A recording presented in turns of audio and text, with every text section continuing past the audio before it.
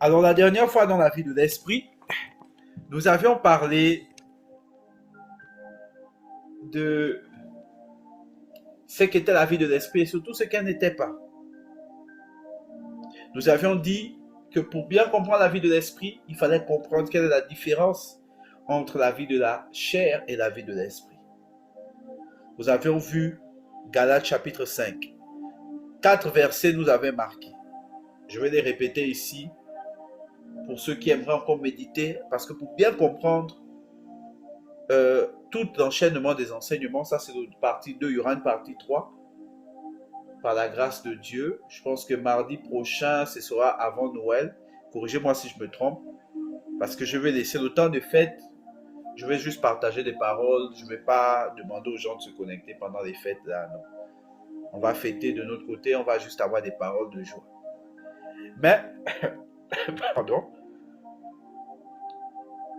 dans cette partie 2, nous allons voir quelque chose. Et c'est important pour comprendre ce quelque chose-là, de bien se rappeler notre cheminement, ce que nous sommes en train de faire. Dans la partie 1, on a clairement distingué l'esprit de la chair. Que pour comprendre les choses de l'esprit, il fallait être capable de discerner la chair et d'y renoncer complètement. Et on a vu des versets qui pouvaient même nous bouleverser. Galates 5, le verset 4, qui disait qu'il était possible de s'éloigner de Christ en faisant quoi, pour ceux qui se souviennent? C'est en pensant être justifié par nos actes. Ça veut dire qu'en appliquant la loi que le Seigneur nous a prise, on l'applique, on la met même en pratique 100%. Mais en croyant que c'est ça qui nous justifie, on s'éloigne de Jésus et de sa grâce. Et on avait dit au Seigneur, non, nous on veut sortir de cela. On veut rentrer dans le contraire de ce que ces personnes-là faisaient au verset 7. Dans le verset 7, on disait qu'ils avaient perdu l'obéissance à la parole de foi. Donc si vous lisez le verset 7, vous allez voir les mots exacts. Nous, on a dit, on veut rentrer dans le contraire. Donc, on veut retrouver ce qu'on appelle l'obéissance à la parole de foi. Parce que c'est ça qui fait notre vie chrétienne, la foi.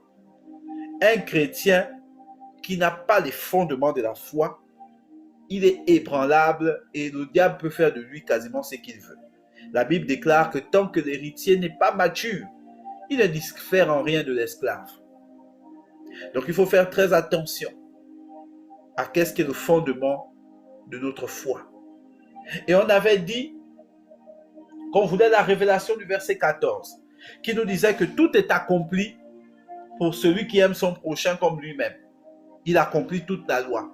Il nous fallait cette révélation-là. Et enfin, on disait, on voulait marcher dans le verset 18 qui disait de marcher par l'esprit, c'est ce qui nous rendra capable de ne pas vivre selon la chair. J'expliquais que la chair, c'est le contraire de l'esprit. Et j'expliquais que la chair parfois ressemble à l'esprit, mais ce n'est pas l'esprit. Pourquoi il est important de se remémorer ces choses-là? Parce que ce dont on va parler aujourd'hui peut être flou si on n'a pas bien compris la première partie. Donc n'hésite pas, si tu trouves flou un moment cet enseignement, après, retourne dans l'enregistrement qui sera sur la chaîne YouTube. Allez regarder le premier enregistrement. Parce que la partie 3, on va enfin parler d'un sujet où je pense que nous tous, ce sera beaucoup plus clair.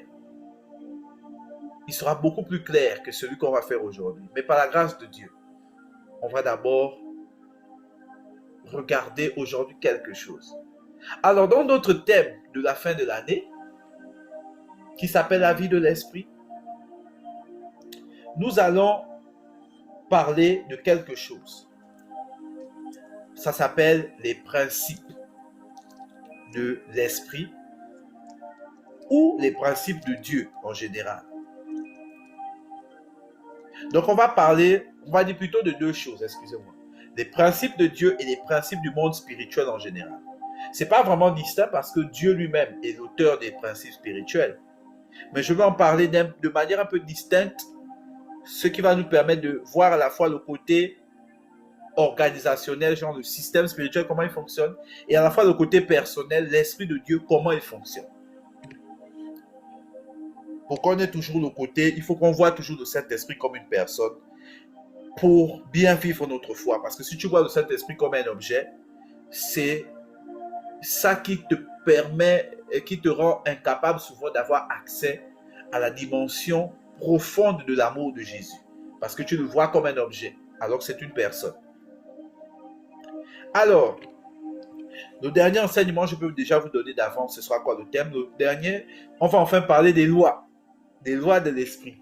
Là, je pense que tout le monde est content. Ah, c'est quoi les lois? Qu'est-ce que l'enfant de Dieu doit appliquer? Quelles sont les nouvelles lois dans le Nouveau Testament? Quelles sont les lois? Qu'est-ce qu'il faut faire? Mais ça, c'est pour le dernier. Pour aujourd'hui, on va voir les principes de Dieu et les principes du monde spirituel.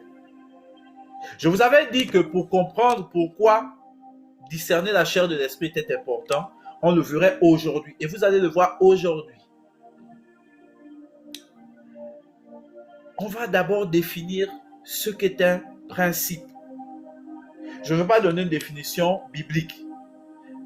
Je n'aime biblique plutôt, une définition du dictionnaire, de Larousse, de peur qu'on ne se perde. Comprenez que le principe est à Dieu, ce que le caractère est à l'homme. Et la loi est à Dieu, ce que le comportement est à l'homme. Regardez, je répète. Le principe est à Dieu, ce que le caractère est à l'homme. La loi, qu'on verra la semaine prochaine, est à Dieu, ce que le comportement est à l'homme. Donc quand on parle de loi, on parle de quels sont nos comportements, qu'est-ce qu'on doit faire. Quand on parle de principe, on dit qu'est-ce qu'on doit être. Et quand tu veux fonctionner dans le spirituel, tu dois avoir les principes du spirituel pour pouvoir exister, pour être dans ce domaine-là. Si tu n'as pas ces principes, si tu n'es pas dans ces principes, s'ils ne sont pas en toi, s'ils ne font pas ton caractère, tu n'auras aucun impact dans le monde spirituel. Zéro. C'est pour ça, c'est important lorsqu'on parle de vie dans l'esprit, de comprendre exactement les principes du spirituel. Alors, je vais prendre un principe en premier comme exemple pour nous permettre déjà de rentrer dans quelque chose qui nous permettra à la fois de comprendre et à la fois de savoir pourquoi Jésus, on doit tout le temps lui dire merci. Ce principe va peut-être vous surprendre vu qu'on a parlé de la grâce la dernière fois. Mais quand vous le comprenez, il va mieux vous expliquer la grâce sûrement que toutes les phrases que j'ai pu dire avant. Le premier principe du spirituel, écoutez-le bien, les sorciers le savent. Tous ceux qui sont réellement spirituels, pas ceux qui disent qu'ils sont initiés à des choses, mais ils ne comprennent pas comment ça marche. Mais tous ceux qui sont spirituels le savent. C'est un principe qui n'est pas le premier, il fait partie peut-être des principes 5, 6, 7. Le plus important, c'est quand on va parler de comment Dieu lui-même est. Vous allez voir que les principes les plus importants sont tellement faciles à définir, mais tellement difficiles à appliquer. Le principe dont on va parler maintenant, parce que je n'ai pas envie qu'il nous embrouille plus tard quand je vais citer les autres principes, c'est le principe du prix. Sachez que dans le spirituel, et vous pouvez l'écrire, c'est comme principe de peut-être numéro 3 ou 4. Je ne sais pas dans la hiérarchie, mais il n'est pas premier. Les premiers principes, vous allez les voir. Ce principe dit que dans l'esprit, tout a un prix. Rien n'est gratuit. Ah! Je vous laisse un moment pour digérer ce que je suis en train de dire. Quand je vais expliquer, vous allez comprendre. Dans le spirituel, sachez que rien n'est gratuit. Tout est payant. Tout est payant. Alors, merci à la sœur Cornélia d'avoir écrit. Donc, notre second principe, ne mets pas premier parce que ce n'est pas lui le premier. Le premier, c'est l'amour. On le verra juste après. C'est comme principe numéro 1, 2, 3. Mais j'en parle maintenant parce que quand ce principe n'est pas connu, les chrétiens s'embrouillent dans des philosophies bizarres. Et j'ai envie d'éviter ça avec nous ici. Certains avec qui on parle ici, vous allez voir que c'est des principes. Souvent, quand je n'en parle pas beaucoup, mais dans ma manière de réagir à certaines choses qu'on me confie, par exemple, si tu me confies des péchés, tu vas voir que j'applique moi-même ce principe. Quand je vais bien expliquer qu'est-ce que je dis. Pour le moment, c'est flou. Mais sachez que tout a un prix. On n'a rien dans le spirituel sans payer de prix. Là, vous allez dire que, ah, mais on pensait que c'était la grâce. Oh, mais en fait, Maintenant, on comprend, oui, dans le spirituel, il faut qu'on fasse des efforts. Non, je ne suis pas en train de dire ça. Tout a un prix. Mais regardez la bonne nouvelle. Le prix en question a déjà été payé. Est-ce que vous voyez pourquoi j'ai envie qu'on enlève ce truc-là maintenant? Beaucoup vont se poser la question, puisque Jésus a tout fait sur la croix, pourquoi est-ce qu'on ne doit pas pécher? Parce que un des principes du spirituel, c'est que tout a un prix. C'est pour ça que tu dois encore jeûner, tu dois encore prier. Mais que Jésus a déjà payé ce prix. C'est pour ça que quand Jésus dit tu dois jeûner, c'est son esprit qui jeûne à ta place. Quand tu dois prier, c'est son esprit qui prie à ta place. Ça veut dire que le prix est payé. Ce n'est pas ton effort. Ça veut dire que si pendant un jeûne, tu te sens trop fatigué pour faire quoi que ce soit, c'est souvent parce que tu n'es pas en train de faire un bon jeûne. Tu es en train de jeûner avec ta force.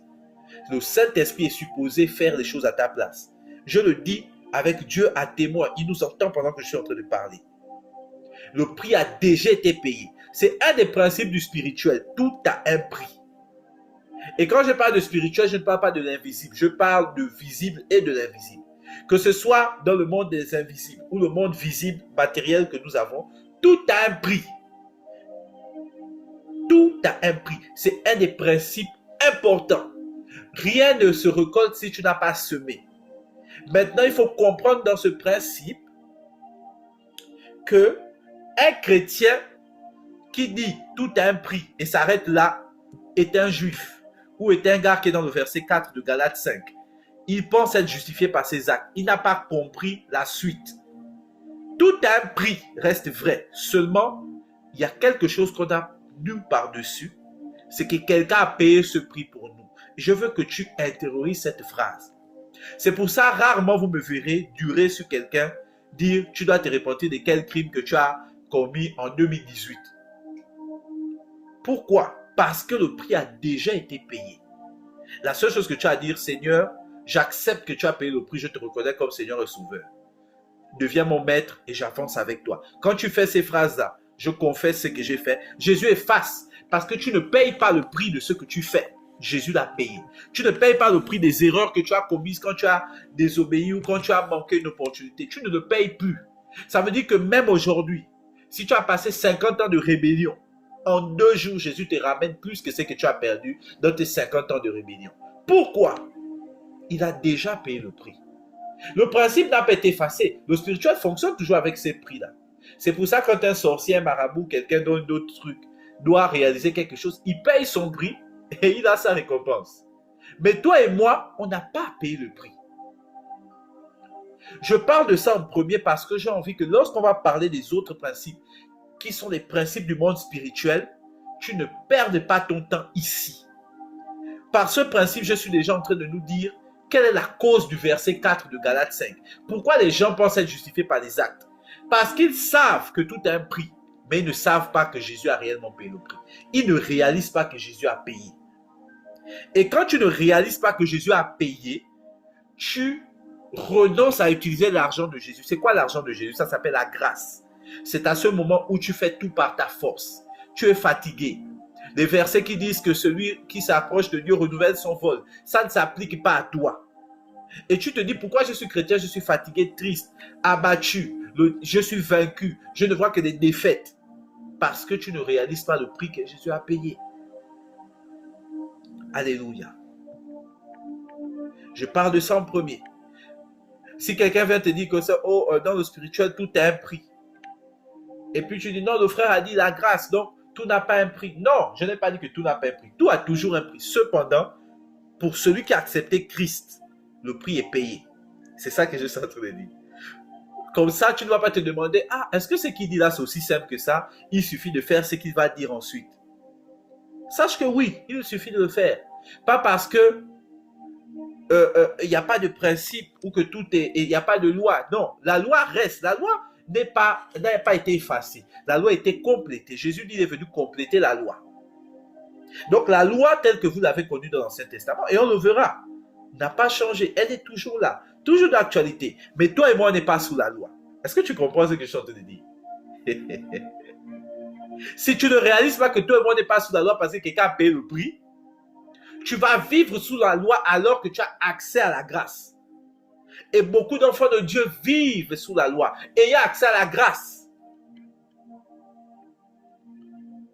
Et c'est à cause de cela qu'ils ne peuvent pas vivre dans l'esprit. Vivre dans l'esprit, ce n'est pas prier des heures. Vivre dans l'esprit, ce n'est pas prier en langue. Oui, il y a des gens qui prient en langue et ne vivent pas dans l'esprit. Ça vous surprend, mais c'est vrai. Moi-même, je prie en langue. Je travaille avec des gens qui prient en langue. Je vis avec des gens qui prient en langue. Je prie avec des gens qui prient en langue. Et je peux vous dire que vivre dans l'esprit, ça n'a rien à voir. Avoir des dons ne veut pas dire que tu vis dans l'esprit. J'ai des dons. Je connais des gens qui ont des dons. J'ai vu des ministres, des prêtres et des pasteurs. J'ai prié avec et pour des pasteurs et des prêtres. Et je peux vous dire qu'avoir les dons ne veut pas dire vivre dans l'esprit. Parce que celui qui n'a pas compris ce que je viens de dire tout de suite, peu importe ton niveau de hauteur, à quel Dieu t'utilise. Parce que quand vous allez voir les principes de Dieu, vous allez comprendre que l'utilisation de Dieu ne veut pas dire que toi, tu te laisses vivre dans l'esprit. Ça n'a rien à voir. Vous allez voir, c'est un des principes de Dieu qui justifie que Dieu utilise même des gens qui ne savent pas vivre dans l'esprit. Comme moi, Dieu m'a utilisé à des moments où je ne comprenais rien de tout ce que je vous raconte et m'utilisait à des hauteurs. Mais aujourd'hui, je peux vous dire que malgré cette utilisation, ça ne veut rien dire. Ça veut dire que si un jour, je dis des bêtises, ne sois pas surpris, je ne suis qu'un homme. Ça fait partie des principes de Dieu. Mais quand je vis dans l'esprit, la chose que tu vas remarquer chez moi n'est pas dans mes dons. C'est dans ma manière de vivre au quotidien. Tu vas voir des choses qui vont te surprendre. Tu vas dire que je ne pensais pas qu'un homme pouvait pardonner ce genre de choses, pouvait faire ce genre de choses. C'est la vie de l'esprit. Ça veut dire que les fruits du Saint-Esprit se manifestent parce que je le laisse prendre la place. Et quand je le laisse prendre la place, la condition sine qua non, c'est que moi aussi, ma place, je la perds. Ça veut dire dans mon propre corps, je deviens locataire. Lui devient propriétaire de mon corps, moi je deviens locataire de mon propre corps à moi. C'est ça la vie de l'esprit. Donc, comprenons ce principe pour ne pas te fatiguer avec. Quand on parle de vie de l'esprit, on ne parle pas de combattre contre la chair et le sang, on ne parle pas des péchés, on ne parle pas de ce qui est le sorcier de ma famille, on ne parle pas de ça. On parle de principe. Le caractère de Dieu. Qu'est-ce qui constitue le caractère de Dieu? Comme Dieu est un Dieu juste et équitable, cette justice et cette équitabilité fait partie de ses principes. C'est pour ça que je disais c'est 3 ou 4. Et cette justice se manifeste par le fait que tout a un prix. Donc sachez qu'il n'y a rien de gratuit. Cependant, puisqu'il n'y a rien de gratuit, mais que Dieu voulait qu'on ait des choses gratuites, qu'est-ce qu'il a fait? Il s'est donné lui-même. Alléluia. Oh, quand tu comprends ce que Jésus a fait, le genre de choses auxquelles il nous a donné accès, tu ne peux pas ne pas lui dire merci. Tu ne peux pas ne pas lui dire merci. C'est parce que souvent on n'a pas la révélation réelle de qu'est-ce que Jésus a fait. De qu'est-ce que Dieu a fait en prévoyant pendant des milliers d'années d'envoyer son fils pendant 33 ans. Il n'a pas le droit de se marier, il n'a le droit de rien faire. Depuis 5 ans, il doit aller dans les synagogues alors que les autres enfants jouent aux billes. Il doit vivre une vie droite, n'ayant pas le droit de pécher une seule fois, sinon tout allait échouer. Et pour finir, comment? Crucifié, craché dessus par des gens pour qui il est venu mourir. Afin que des gens un jour n'aient plus besoin de se poser la question, est-ce que Dieu m'aime encore? Est-ce que Dieu va me pardonner de ce que j'ai fait? Est-ce que Dieu peut encore m'utiliser? Pour faire que nous, on n'ait plus à se poser ces questions-là. Toutes ces questions-là, si tu les entends dans ta tête, sache que c'est Satan, ce n'est pas Dieu. La voix de Dieu ne pose pas ce genre de questions. La voix de Dieu t'a dit, Christ a payé le prix. Je le crois, oui. C'est ça la base de ta foi. Qui est un des principes, c'est le numéro 2. Maintenant, passons d'abord au principe numéro 1. Je vous ai dit que les principes dans le monde spirituel, c'est le caractère de Dieu. Et si tu veux vivre dans l'esprit, tu dois imiter le caractère de Dieu. C'est pour ça que Jésus disait, celui qui m'a vu a vu le Père. Désormais, si tu veux vivre comme l'esprit, ça aussi, note-le. Si tu veux vraiment vivre dans l'esprit, c'est important, note-le. Imite Christ. Prends les évangiles. Regarde comment Christ vivait. Et imite-le au maximum dans ta manière d'être au quotidien. La vie de l'esprit, c'est imiter Christ constamment. Je viens de vous donner la définition, une des définitions les plus succinctes de c'est quoi la vie de l'esprit. Il n'y a pas de tralala ou de chichi, c'est tel mystère. Non, c'est simple. Imiter Christ tous les jours de sa vie. Comment Christ pense, comment Christ ressent les choses, comment Christ parle, comment Christ bouge, comment Christ va à gauche, comment Christ va à droite. Pourquoi Jésus répondait ici comme ça? Pourquoi il n'a pas simplement tu l'étudies? Et par le Saint-Esprit, il va te donner une capacité surnaturelle de comprendre ce que Jésus faisait avec ses motivations Et un jour, tu vas te retrouver. Moi, on m'avait dit ça un jour. Je n'avais pas fait attention. Que tu veux me montrer quoi? Que tu es trop comme Jésus. En fait, la personne me posait des questions. Je ne me rendais pas compte que dans mes réponses, je répondais exactement comme Jésus répondait dans la Bible. Avec la bonne parabole au bon moment. Je n'ai pas fait le lien tout de suite. Parce que pour moi, c'est devenu une habitude quand j'avais commencé à me convertir. De répondre comme ça. Ne sachant pas que Christ m'avait tellement transformé que même mon langage était une copie de son langage. Et plus tard, pour me le confirmer, il m'avait donné une parole. Il m'avait dit, celui qui est avec moi, on ne fait qu'un seul esprit. C'est une des paroles dans la Bible. Je ne sais plus exactement où ça se trouve. C'est qui m'avait pu avoir l'explication qu'en fait, quand je suis né de nouveau, j'ai reçu le Saint-Esprit de Dieu. Ça veut dire que dans mon corps, il y a 3 parties. Il y a ma chair, il y a mon corps, le corps physique. Il y a mon âme, qui sont mes émotions, mon intelligence. Mais l'esprit que j'ai n'est pas un esprit de chant. L'esprit de chant n'existe pas. Il n'existe que l'esprit de Dieu en chant. C'est-à-dire que chaque fois qu'il y a une pensée au-dessus de mon âme, c'est son pensée directement. Ce qui fait que quand je vais parler, ce sera lui qui parlera. Et même si je ressens un frisson ou pas, ou une sensation ou pas, c'est lui. Parce que je vis avec lui depuis que je l'ai accepté. C'est pour vous dire que la vie de l'esprit, c'est imiter Christ. Alors, quels sont les caractères de Christ? On va prendre des exemples, c'est de manière non exhaustive. Donc, il y a des choses que vous allez trouver peut-être que je ne vais pas citer ici. Premier principe, beaucoup l'auront sûrement déjà deviné, vous m'avez entendu tellement raconter ça. L'amour. Premier principe de Dieu, c'est l'amour. Le tout premier. On peut déjà gagner du temps. Premier, c'est l'amour. Deuxième, c'est la foi. Troisième, la fidélité. Quatrième, qu'on a vu, la justice. Mais pour l'instant, prenons l'amour. Waouh. L'amour est un principe un peu bizarre parce que l'amour englobe tous les autres trucs en même temps. Mais on va essayer de le dissocier en parlant d'amour dans le sens que vous imaginez l'amour, en ajoutant un autre truc qui est la preuve que quelqu'un a de l'amour en lui. Un mot que vous connaissez tous, à cause duquel Jésus s'est donné lui-même pour que le principe 4 ne s'applique plus sur lui, c'est-à-dire sur nous, c'est-à-dire la justice avec le prix qu'il faut payer. On appelle ça la miséricorde. Mon frère, ma soeur, est-ce que tu es miséricordieux?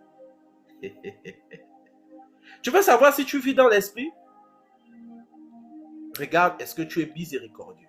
Est-ce que tu sais pardonner? Est-ce que tu sais pardonner? L'amour de Dieu est le premier trait de son caractère. Jésus disait, si vous m'aimez, vous garderez mes paroles. Il a dit à Pierre, si tu m'aimes, paie mes brebis. On reconnaîtra mes brebis au fait qu'ils s'aimeront les uns les autres.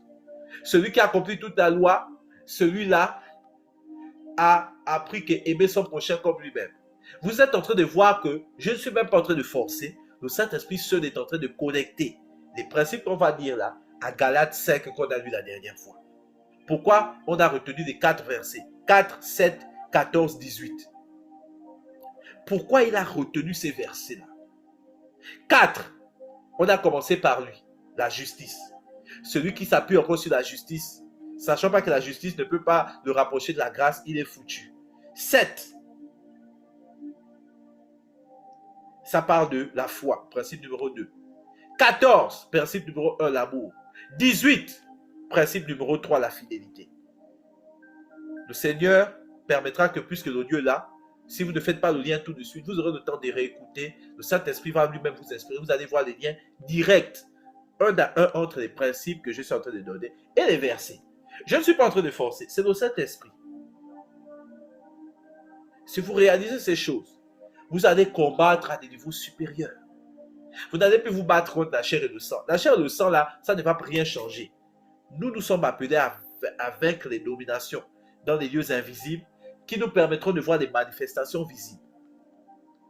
Et ici, comme je le dis encore, nous allons tous témoigner. Nous tous, on aura des témoignages. À la fin de cet enseignement, moi-même, je vous donnerai une partie de mon témoignage. Pour vous dire que Dieu ne ment pas. Dieu ne ment pas. Dieu ne ment pas. Premier principe, c'est l'amour. Avec comme fer de lance, la miséricorde. La miséricorde est le trait caractéristique de l'amour de Dieu. Quand Dieu veut te faire différencier entre ton amour à toi et l'amour de Dieu, il lui met le mot miséricorde. La miséricorde, c'est une attitude de cœur qui garde la porte ouverte à tout moment, peu importe ce que la personne a fait. La miséricorde dit que tout le monde a droit. La miséricorde, en fait, c'est la mère de la grâce. Ça dit que tout le monde a droit au salut. Point final. Regardez la phrase, tout le monde a droit au salut. Ce n'est pas en train de dire que celui qui s'est repenti, ce n'est pas en train de dire que celui qui a fait tel péché qui n'est pas trop grave. Non, tout le monde.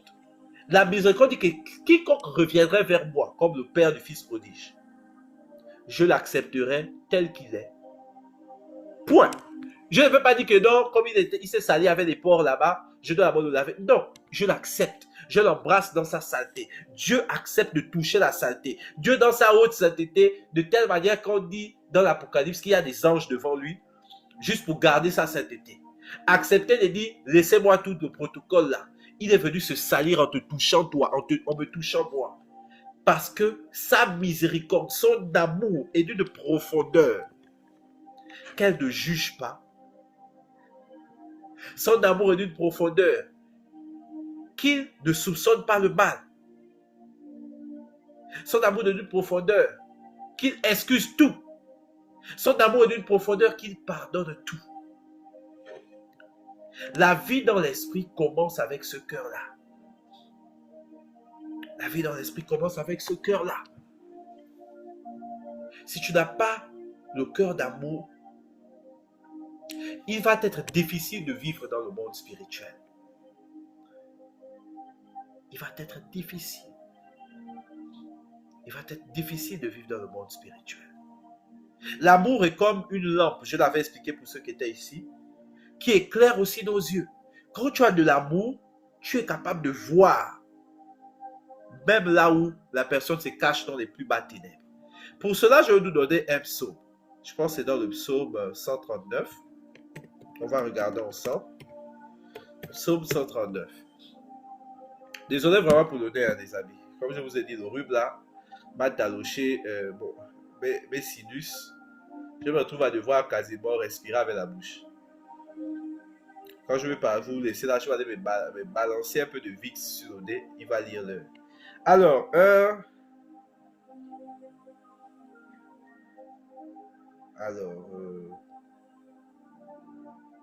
voilà, verset 11 du psaume 139. Je vais lire. Si je dis, au moins les ténèbres me couvriront, la nuit devient lumière autour de moi.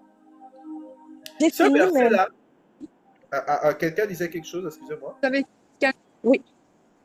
C'est psaume 139. Oui, les trois. Oh, pardon. Je pense que c'est un micro. Non. Ton micro ouvert à la sœur Claire. Merci beaucoup. Ok, si tu n'as pas entendu le verset, je vais le redire. C'est psaume 139, verset 11. Psaume 139, verset 11. Psaume 139, verset 11. Psaume 139, le verset 11. Ça dit, si je dis, au moins les ténèbres me couvriront, la nuit devient lumière autour de moi. Mais verset 12, même les ténèbres ne sont pas obscures pour toi, la nuit brille comme le jour et les ténèbres comme la lumière. On le verra quand on parlera la semaine prochaine d'entretenir les dons. Ça fait partie des lois. Et on le verra aussi un peu aujourd'hui parce que je vais un peu introduire sur chacun des principes pourquoi il est important pour les dons. Mais il faut savoir que l'amour te donne une vue que quelqu'un qui n'a pas l'amour n'aura pas. Ça fait que même quelqu'un qui a des dons, si tu n'as pas l'amour, ces dons verront jusqu'à une certaine limite. Pour ceux qui parlent avec moi de temps en temps à côté, je leur explique souvent que les dons spirituels, surtout de vue, dépendent beaucoup de ton cœur. Si ton cœur n'est pas à un certain degré de vide pour que Dieu puisse mettre son amour dedans, tu ne pourras pas interpréter dans une certaine profondeur. Tu vas te limiter quelque part. Donc ça, je vous ai dit que si quelqu'un interprète mal quelque chose, ça ne veut pas dire qu'il a mal vu. Il a même bien vu, parce que c'est Dieu qui donne les dons. Cependant, si son cœur n'est pas dans les principes spirituels, il est comme un être de chair avec les dons spirituels. Et un être de chair avec des dons spirituels va donner des interprétations charnelles. Comprenez bien ce que je suis en train de vous dire. Un être de chair avec des dons spirituels donnera des interprétations charnelles. Un être spirituel avec des dons spirituels, quand il parle, c'est Dieu qui parle mot pour mot. C'est pour ça que tu es surpris de la précision de ce qu'il te dit quand tu le vois arriver. Parce qu'au-delà d'avoir les dons que Dieu lui a donnés, il a le cœur que Dieu lui a donné aussi. Donc c'est l'esprit qui sonde les profondeurs de Dieu et les profondeurs de l'homme. Donc quand tu laisses l'esprit la liberté d'être dans tes profondeurs de ton cœur et d'être déjà dans les profondeurs de Dieu, quand tu ouvres ta bouche, c'est Dieu qui parle. Ce n'est pas toi. Et quand les gens viennent te donner des témoignages, toi-même tu vas me surprendre que c'était précis comme ça. Parce que ce n'était pas toi, c'était lui. Quand tu es aussi charnel, tu vas recevoir la bonne vision avec la mauvaise interprétation. Parce que ton cœur est limité par ta chair. L'amour nous dit quoi dans les versets 11 et 12 ici? Quand tu as l'amour, même les ténèbres ne peuvent pas t'empêcher de voir ce que Dieu voit. Je vous ai dit la dernière fois que l'amour, ce sont les yeux de Dieu. C'est comme une sorte de lampe. Quelqu'un qui a l'amour de Dieu en lui voit comme Dieu voit les choses. Il voit des choses que personne ne voit. Il croit des choses que personne ne croit. C'est pour ça que vous voyez des gens qui sont à fond avec Dieu. Ils ont une foi bizarre. Parce que l'amour de Dieu apporte, comme je vous ai dit d'abord, tous les autres principes en général. Mais, en particulier, il te donne une grande foi et une grande vue. Quelqu'un qui a l'amour de Dieu, je précise, l'amour de Dieu ne peut pas être aveugle. Tu as dit que, oh, moi j'ai l'amour, mais je n'ai pas les dons, mon frère. Je ne parle pas de l'amour, je parle de l'amour de Dieu. Avec la miséricorde, là. Quand tu as ça, les choses que tu vois, tu ne choisis pas. C'est comme si, sans faire d'effort, tu vois ce que Dieu voit. Et tu ne peux pas expliquer pourquoi je sais ça. Pourquoi je le sais? Comment je sais que telle personne est comme ça?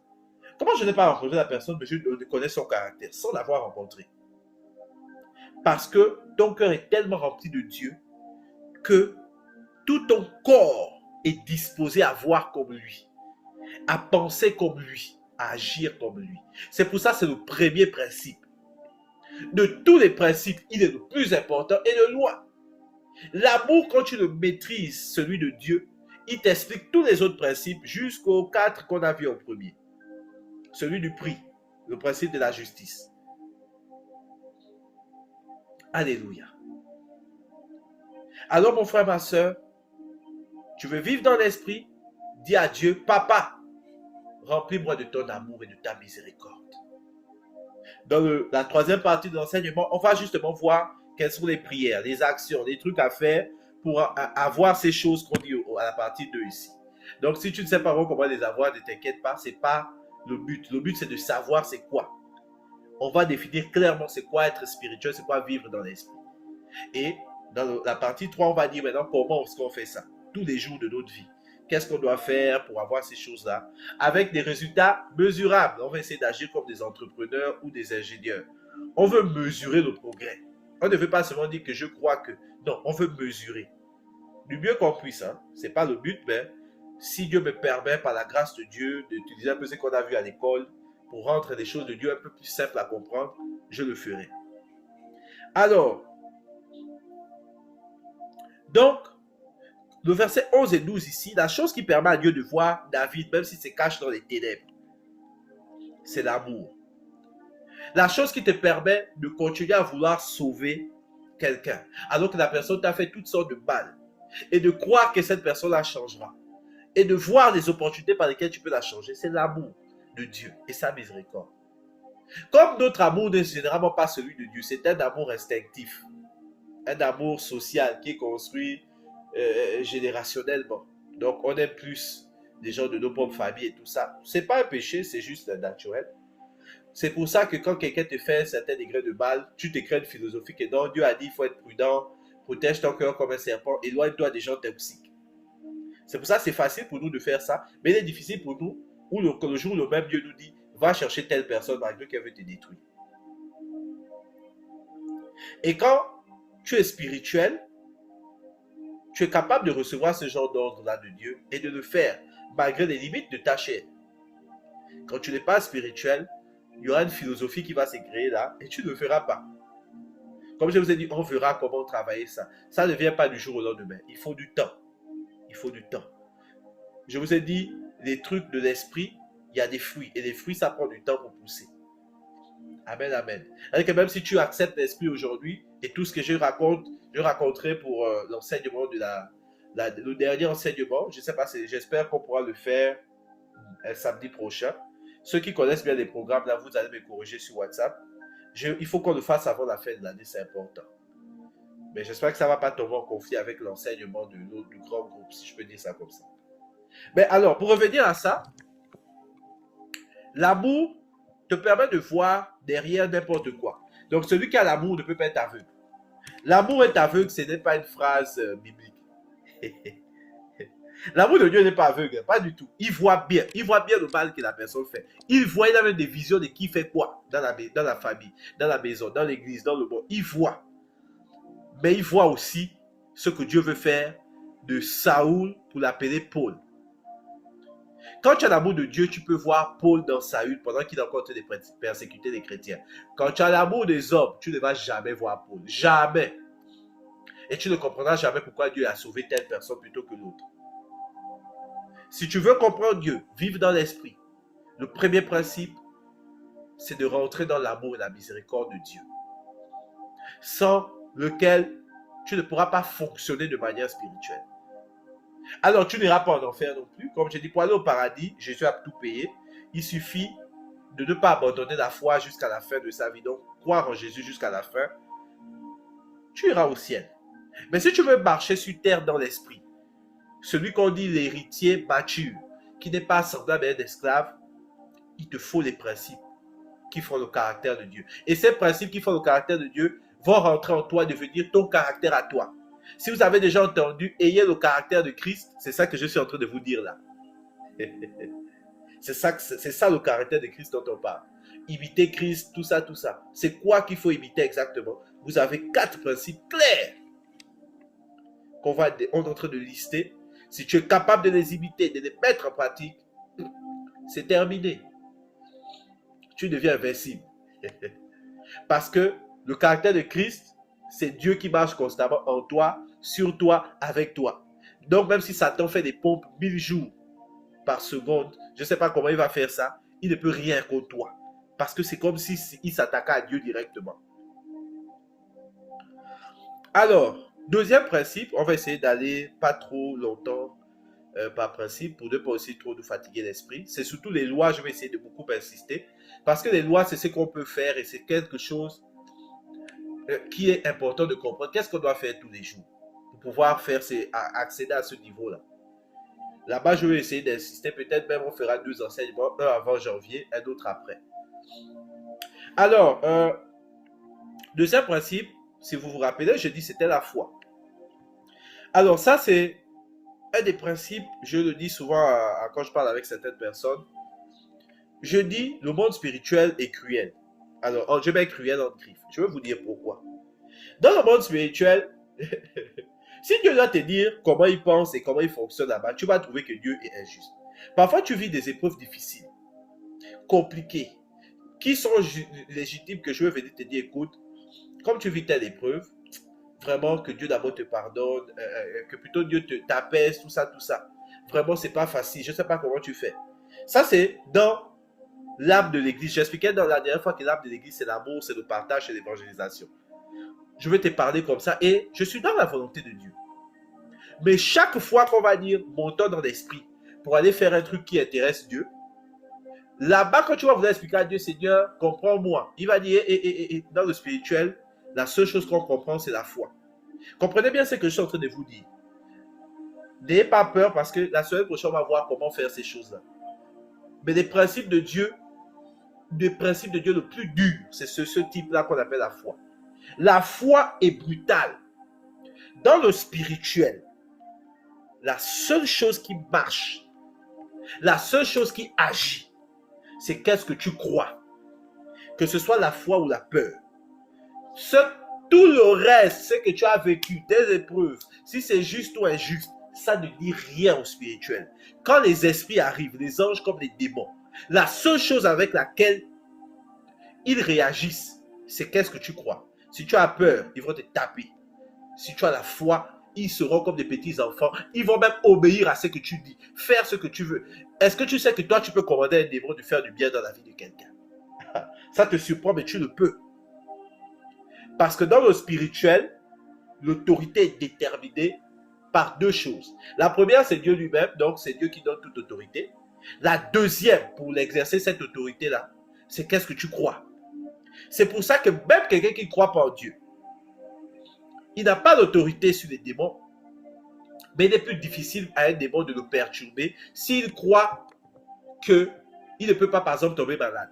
Même s'il ne croit pas en Dieu. Écoute bien ce que je te dis. Ça va te choquer. Même si tu ne crois pas en Dieu et que tu crois que toi, tu ne peux jamais tomber malade, quand un démon essaie de te persécuter, il n'arrive pas. Il a du mal. Pourtant, tu n'as pas d'autorité sur lui. Non. Mais parce que tu crois tellement à ça, dans le spirituel, la croyance là, c'est ta personne spirituelle. Plus tu crois, plus tu es fort et costaud. Et tu es difficile à déloger. Est-ce que tu comprends? La foi est un des principes de Dieu. Quand Dieu fait quelque chose, vous avez déjà vu Dieu dire que je pense. Dieu ne pense pas. Dieu dit et puis ça arrive. On dit quelque chose, sa parole s'accomplit. Dieu ne vient pas questionner. Et quand Dieu veut que tu lui ressembles, que tu sois spirituel, tu déclares des choses sans te questionner comment ça va arriver. Moi, ça va arriver, j'ai prié pour des sujets, même avec des gens. Je prie, je sais que la personne n'a pas la foi. Certaines personnes, je peux parler avec elles, je dis clairement que je sais que tu n'as pas la foi comme ça. Mais répète seulement telle parole. Moi, je vais prier avec ma foi, tu auras ce que je demande. Parce que quand tu rentres dans la dimension du spirituel, tu es conscient que ce qui fonctionne là-bas, c'est ce que tu crois. Ça veut dire que si moi je crois que Dieu peut exaucer la prière de quelqu'un parce que moi je crois, même si elle est doute, même si je sais qu'elle va pécher demain, Dieu va exaucer. Parce que j'ai cru. C'est pas de l'orgueil, les amis, comprenez, c'est juste un principe. C'est pour ça que je vous dis, je vous parle d'abord des principes d'abord de Dieu et je vous montre en quel point ça s'applique à l'architecture spirituelle. Si tu ne comprends pas que dans le monde spirituel, rien ne bouge si tu ne crois pas, tu vas pleurer tous les jours. Et ça ne s'applique pas qu'aux chrétiens, c'est général. Mais aux chrétiens en particulier. Nous, on a déjà reçu ce qu'on appelle l'autorité. Donc, un démon n'a pas d'autorité sur toi. Il faut que tu le saches. Le démon ne peut pas te commander de faire quelque chose. Il ne peut rien faire. Il ne peut pas te commander. C'est pour ça que le diable est obligé d'être avec nous un peu malin, d'essayer de nous séduire pour dire des phrases un peu bizarres ou de cultiver en nous la peur pour lui permettre de rentrer parce qu'il a besoin de notre permission pour faire des choses. Comme certains anges ont besoin de ta permission pour faire des choses, puisque Dieu a donné à l'homme l'autorité. Et aux chrétiens en particulier, il lui a donné l'autorité sur tout. Il a dit, il nous a fait asseoir à la droite de Dieu, là où est positionné Jésus. Pour te dire ce que ça veut dire que rien ne se fait sur la terre si un enfant de Dieu n'élève pas la voix. Ah, mon frère, c'est pour ça que c'est important pour les chrétiens de prier.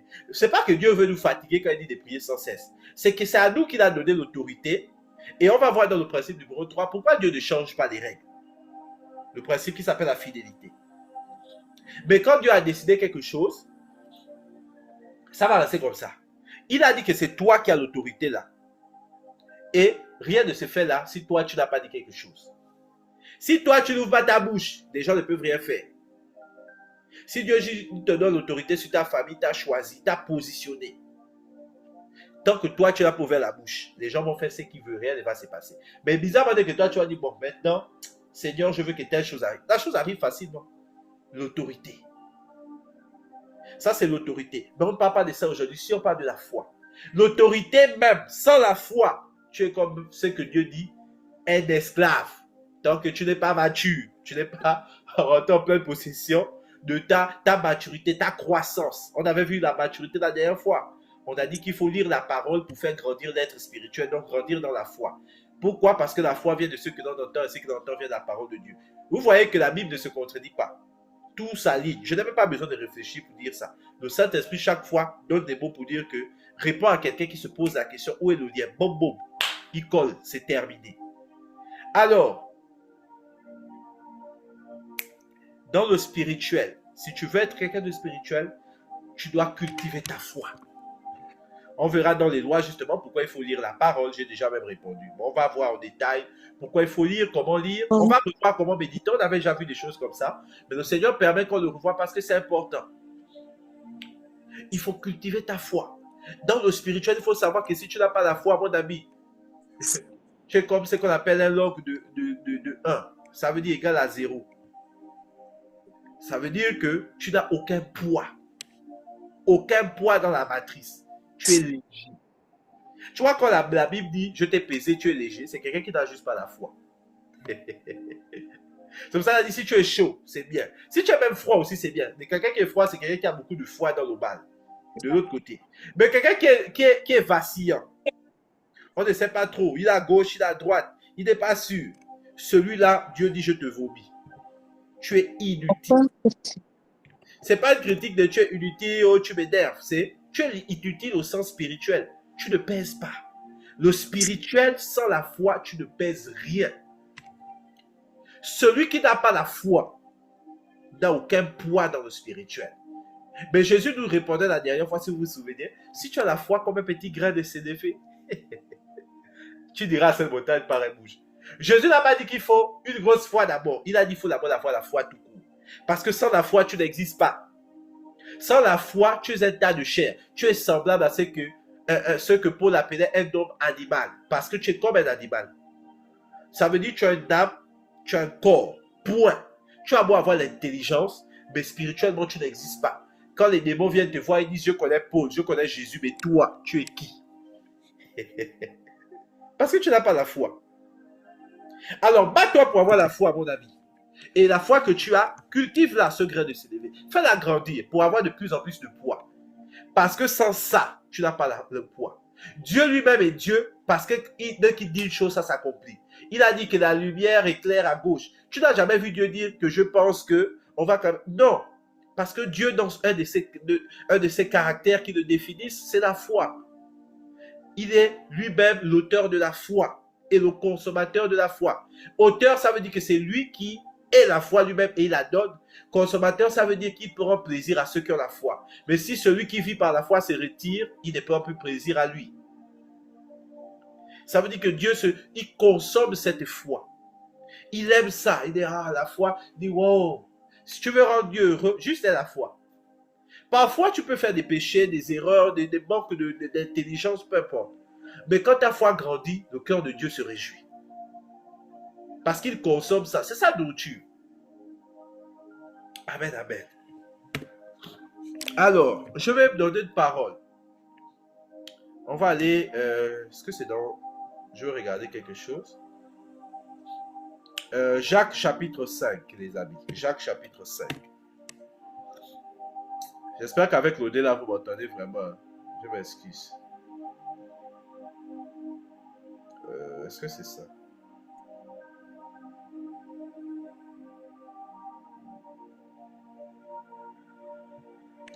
Non, je pense, je vais chercher. Un instant. Donc, on va regarder ensemble.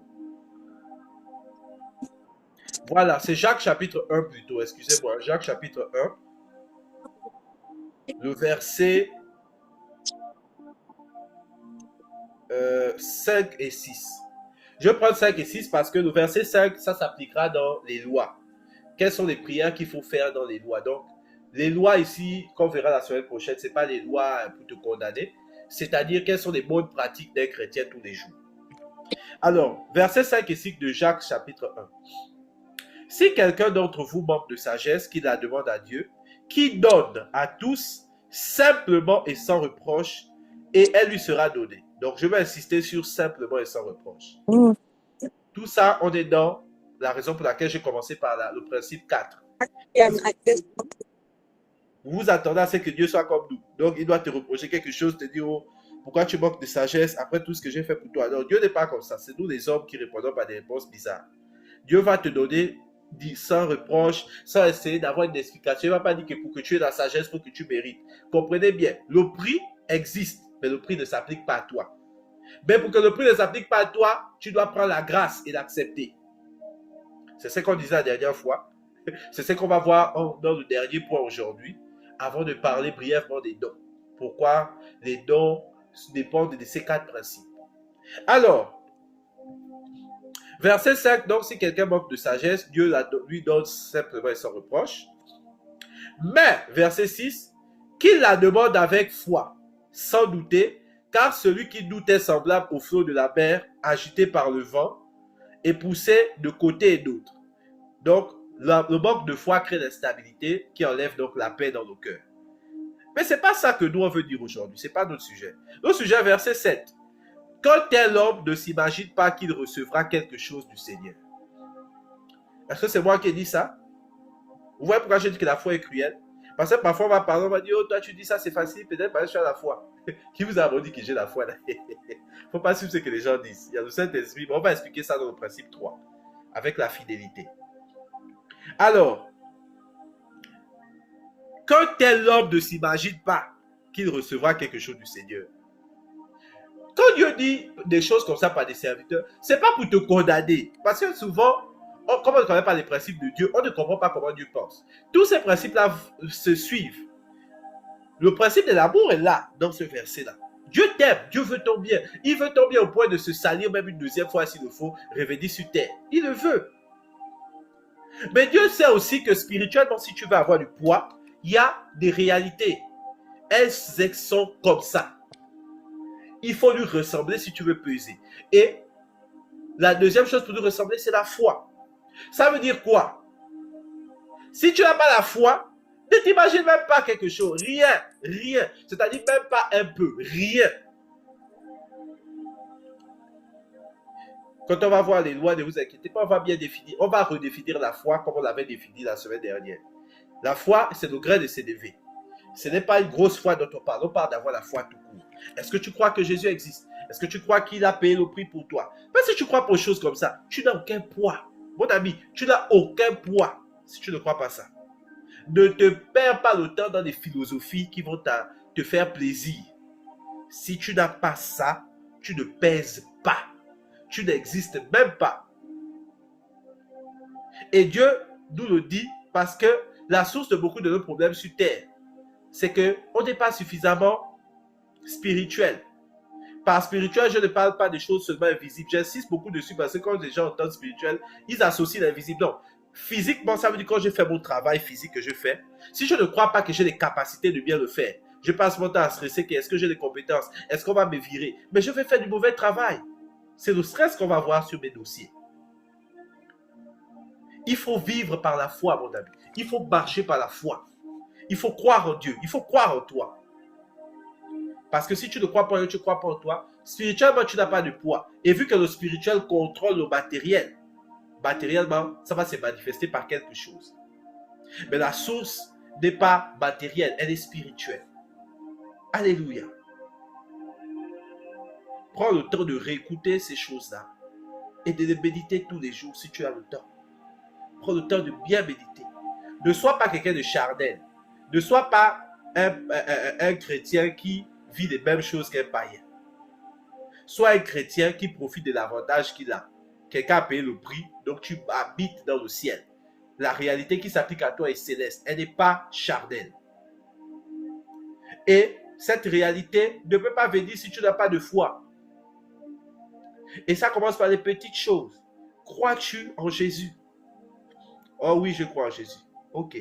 Mais si tu crois en Jésus, pourquoi quand le démon t'a attaqué, tu n'as pas cru que tu pouvais le chasser toi-même?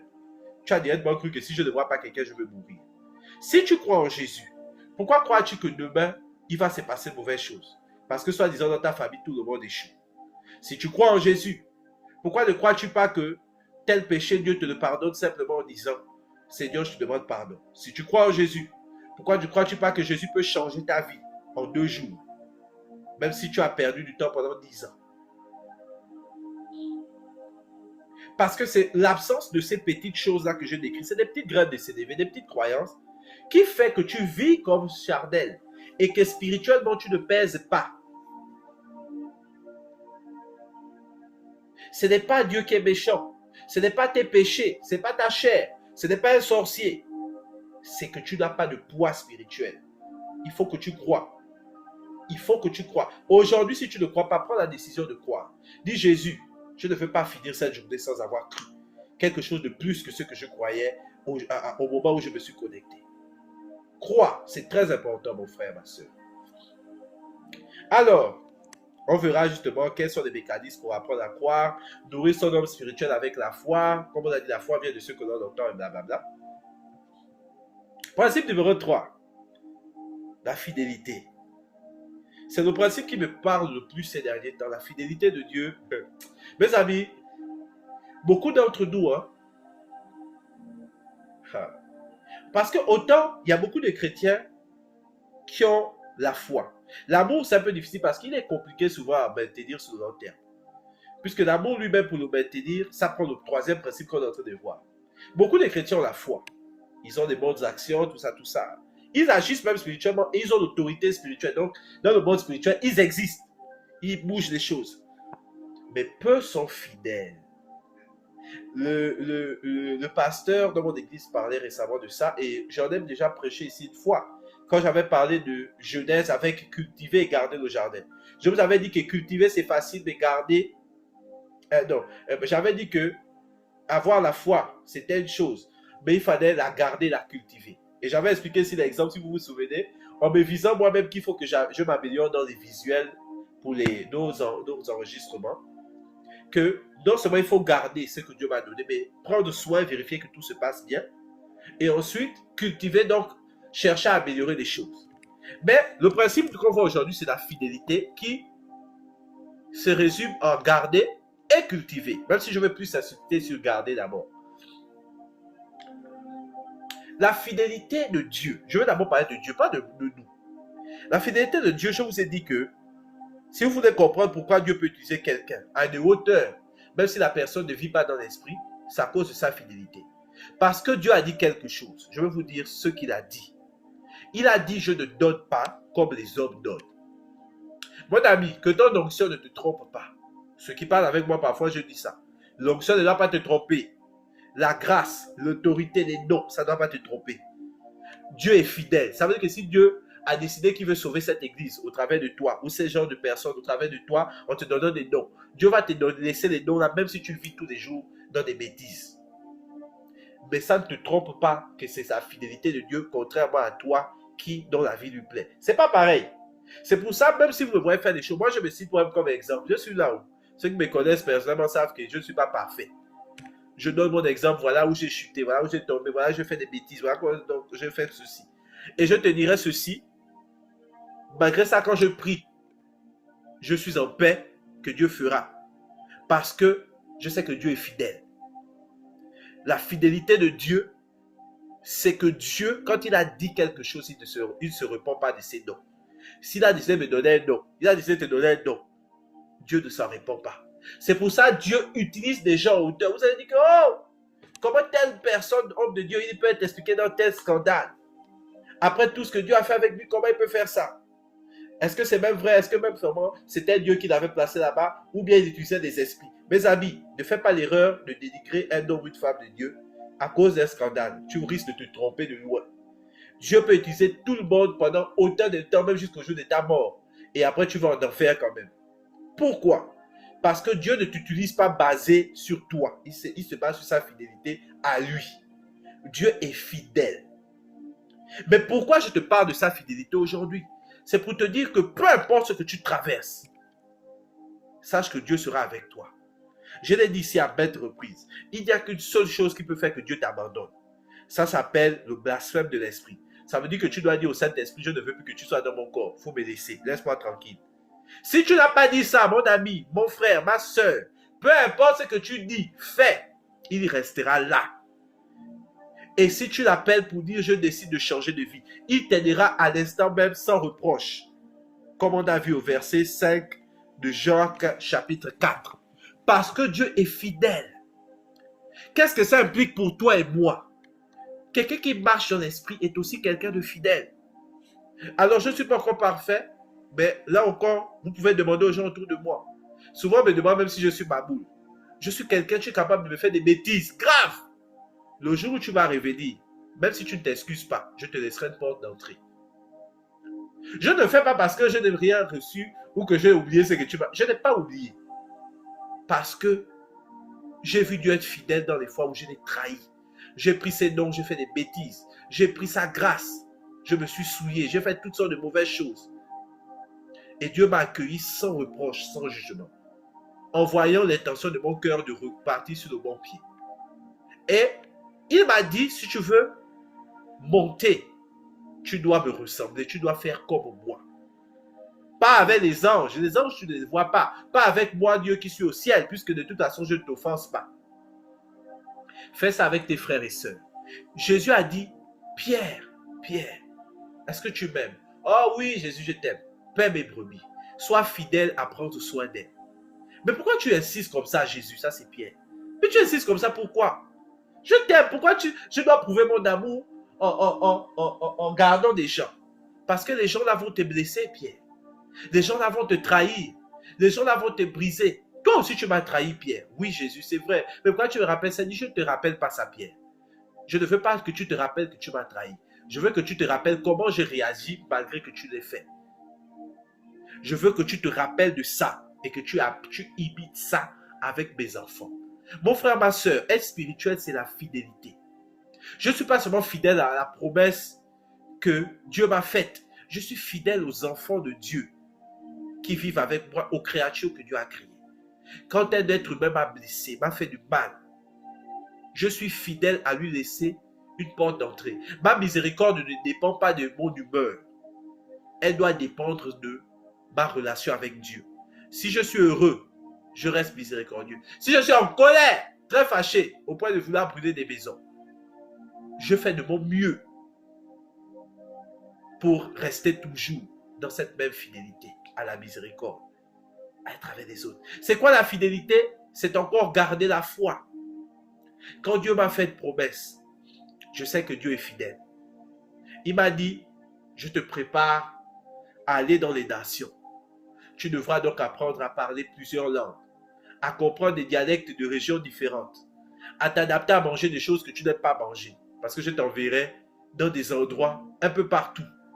Apprendre à apprécier des cultures différentes, des manières d'être différentes, pour pouvoir prêcher mon message en tout lieu. Alors, entraîne-toi tous les jours de ta vie, cultive-toi, ouvre ton esprit, ne ferme pas la porte aux autres, même si tu es quelqu'un d'introverti, reste ouvert. Être fidèle, c'est que même quand 10 années sont passées, je n'ai pas vu la moitié de tout ce que Dieu a dit. Je continue de le faire. Beaucoup d'entre nous ne sont pas fidèles. C'est pour ça qu'on peut monter dans l'esprit pendant des temps de jeûne et de retraite. Mais on redescend vite. Celui qui reste dans l'esprit, c'est quelqu'un qui a appris à avoir la fidélité. Rester fidèle. Savoir garder. Et mieux que garder, savoir cultiver ce que Dieu lui a donné. C'est-à-dire que quand Dieu t'a donné la vision, garder, c'est tous les jours de ma vie, j'essaie de regarder une ou deux vidéos, lire des livres, faire des choses pour cultiver mon esprit, parce que c'est qu'un jour Dieu m'enverra à Douala, peut-être faire le Ben Skinner, je ne sais pas. Et puis tu vas plus loin. Tu dis non, mieux que ça. Et si j'apprenais le pidgin, parce que peut-être j'aurais encore anglophone. Les Camerounais là sont déjà contents ici. Je donne l'exemple pour que vous compreniez. Et puis je dis bon, je veux améliorer ça. Et puis mieux que ça, je dis ok, il faut que je me renseigne quels sont les problèmes actuels de ce pays. Tu fais comme si ce pays est ton pays, parce que Dieu t'a dit que tu devrais aller là-bas faire quelque chose. Tu ajoutes des choses. C'est ça cultiver. Tu es tellement fidèle que tu ne te contentes pas de garder le trésor que Dieu t'a donné là, et le garder seulement. Mais tu l'utilises, tu le fructifies. De telle manière que quand Dieu revient, après avoir dit que toi je te confié un don, toi je te confié 2 dons, toi je te confié 3 dons, tu ne sois pas celui qui a enterré le don. Tu sois celui qui a pris le don, l'a fait fructifier et tu rends à Dieu qui t'a donné 2 talents, tu lui rends 10. Et il dit, puisque tu as rendu 10, je t'ajoute encore. Est-ce que vous voyez la fidélité? Comment ça rend quelqu'un spirituel? Si vous demandez pourquoi certaines personnes évoluent vite, que ce soit spirituellement ou matériellement, c'est juste la fidélité. Quand tu es fidèle, tu es celui de la parabole des talents. Qui a reçu les talents, ou des moins les deux personnes, et qui les ont multipliés. Dieu dit à celui qui a, on va ajouter encore. Mais à celui qui n'a pas, Dieu va ajouter, racheter même ce qu'il n'a pas. Est-ce que tu comprends? C'est ce que Dieu est en train de te dire. Être spirituel, il faut être fidèle. Comme je vous dis aussi, ne t'inquiète pas. La fidélité, c'est quelque chose qui n'est pas simple. On va apprendre ça dans les lois. Quelles sont les bonnes pratiques pour développer la fidélité? Vous allez voir que ce n'est pas si difficile que ça. Le but aujourd'hui, c'est que tu aies une image de ce qu'est être spirituel. Tu aies la définition claire. Tu ne vas pas dire que tout le monde dit spirituel, c'est ça. Spirituel, c'est sentir des esprits qui bougent. On ne sait plus finalement c'est quoi. Non, ce n'est pas tout ça là. Spirituel, c'est ce que je suis en train de te dire là. Ce que je te dis là, c'est ça être spirituel. Et tu vas peut-être te dire que bon, peut-être ça c'est pour les chrétiens seulement. Non. Si tu rentres chez les sorciers, à part l'amour qui leur manque, c'est pour ça qu'ils ne voient pas tout. La foi, la fidélité et la justice, donc le truc du prix, ils l'appliquent tous. Moi, je peux te l'affirmer parce que j'ai parlé avec des francs-maçons. Oui, j'ai parlé avec des francs-maçons. Certains m'ont dit des choses. Ne sois pas surpris. Il y a des gens, on a vécu plein de choses. Dieu nous a envoyé un peu partout pour la mission. C'est parce qu'il fallait que j'apprenne moi-même. Je parlais avec des francs-maçons. J'ai des bouddhistes dans ma famille. Pour ceux qui sont gabonais, vous savez c'est qui. J'ai des gens du Boumayadon, des trucs de ma mère. Il y a des choses que je connais du spirituel avant d'être chrétien. Et que je peux te dire que les principes sont les mêmes partout. Mais nous, on a une supériorité qui s'appelle l'amour. L'amour, là, c'est un code de triche que beaucoup d'enfants de Dieu ne réalisent pas. Quand tu as ça, tous les autres principes, tu vas les appliquer naturellement. Mais en plus, il y aura des choses dans ta vie surnaturelles qui dépassent la compréhension de l'être humain. Qu'on ne pourra jamais expliquer pourquoi lui on n'arrive pas à l'attraper. On va t'appeler l'oscillure. Tu glisses. On veut t'attraper, tu glisses. Alors la fidélité, c'est donc ça. La première personne à être fidèle, c'est Dieu lui-même. Vous voyez que les choses que Dieu nous demande pour être spirituel, je l'avais déjà dit ici dans l'enseignement, c'est des choses que lui-même, il est d'abord. Dieu ne va pas te demander de faire quelque chose qu'il ne fait pas ou d'être quelque chose qu'il n'est pas. Jamais. Dieu te demande d'être comme lui, après avoir montré lui-même l'exemple. C'est pour ça que Jésus a dit, celui qui m'a vu a vu le Père. C'est-à-dire que si tu veux voir le caractère de quelqu'un, tu dois voir comment il agit. Et il dit, puisque moi je suis là pour manifester le caractère clairement. Si vous me voyez moi, vous êtes en train de voir Dieu. Parce que c'est exactement ce que Dieu ferait avec un corps. Puisque je suis Dieu. Tu m'as vu, tu as vu le Père. Tu veux inviter Dieu, tu dis je vais être comme Dieu, je vais être comme Jésus. Jésus dit, tu as les évangiles, médite-les, le Saint-Esprit va t'aider à tirer dedans des informations utiles. Et tu apprends à imiter. On va voir ça dans les principes, dans les lois plutôt la prochaine fois. Vous allez voir vous-même. C'est pas si difficile que ça d'aller. Là, ça te paraît éloigné parce que la Bible est claire. Elle dit, mes pensées sont aussi loin de vous qu'il y a de distance entre la terre et le ciel. C'est normal. C'est normal. Le fait que tu le vois comme ça, c'est tout à fait normal parce que Dieu est très loin de nous. Si Dieu était comme nous, on n'aurait pas tellement de mal à faire des choses de Dieu. C'est parce que Dieu est vraiment très différent de nous que nous devons faire certaines choses et qu'il a fallu d'abord que quelqu'un nous ouvre la porte pour nous permettre même de quitter du charnel au monde spirituel qui s'appelle Jésus. Si Jésus n'était pas mort et ressuscité, j'insiste, mort et ressuscité. Un jour on enseignera pourquoi il fallait qu'à la fois il meure et qu'il ressuscite. Il faut les deux. Si n'était pas à la fois mort et ressuscité, on ne ferait pas tout ce que je vous raconte là, ce serait du vent. Tout ce qu'on aurait eu, c'est des trucs peut-être des sorcelleries. Tu pars faire un pacte avec un démon qui te donne des lois, des choses comme ça. Dans ma culture, on appelle ça des génies, avec lesquels tu as des interdits, des choses comme ça.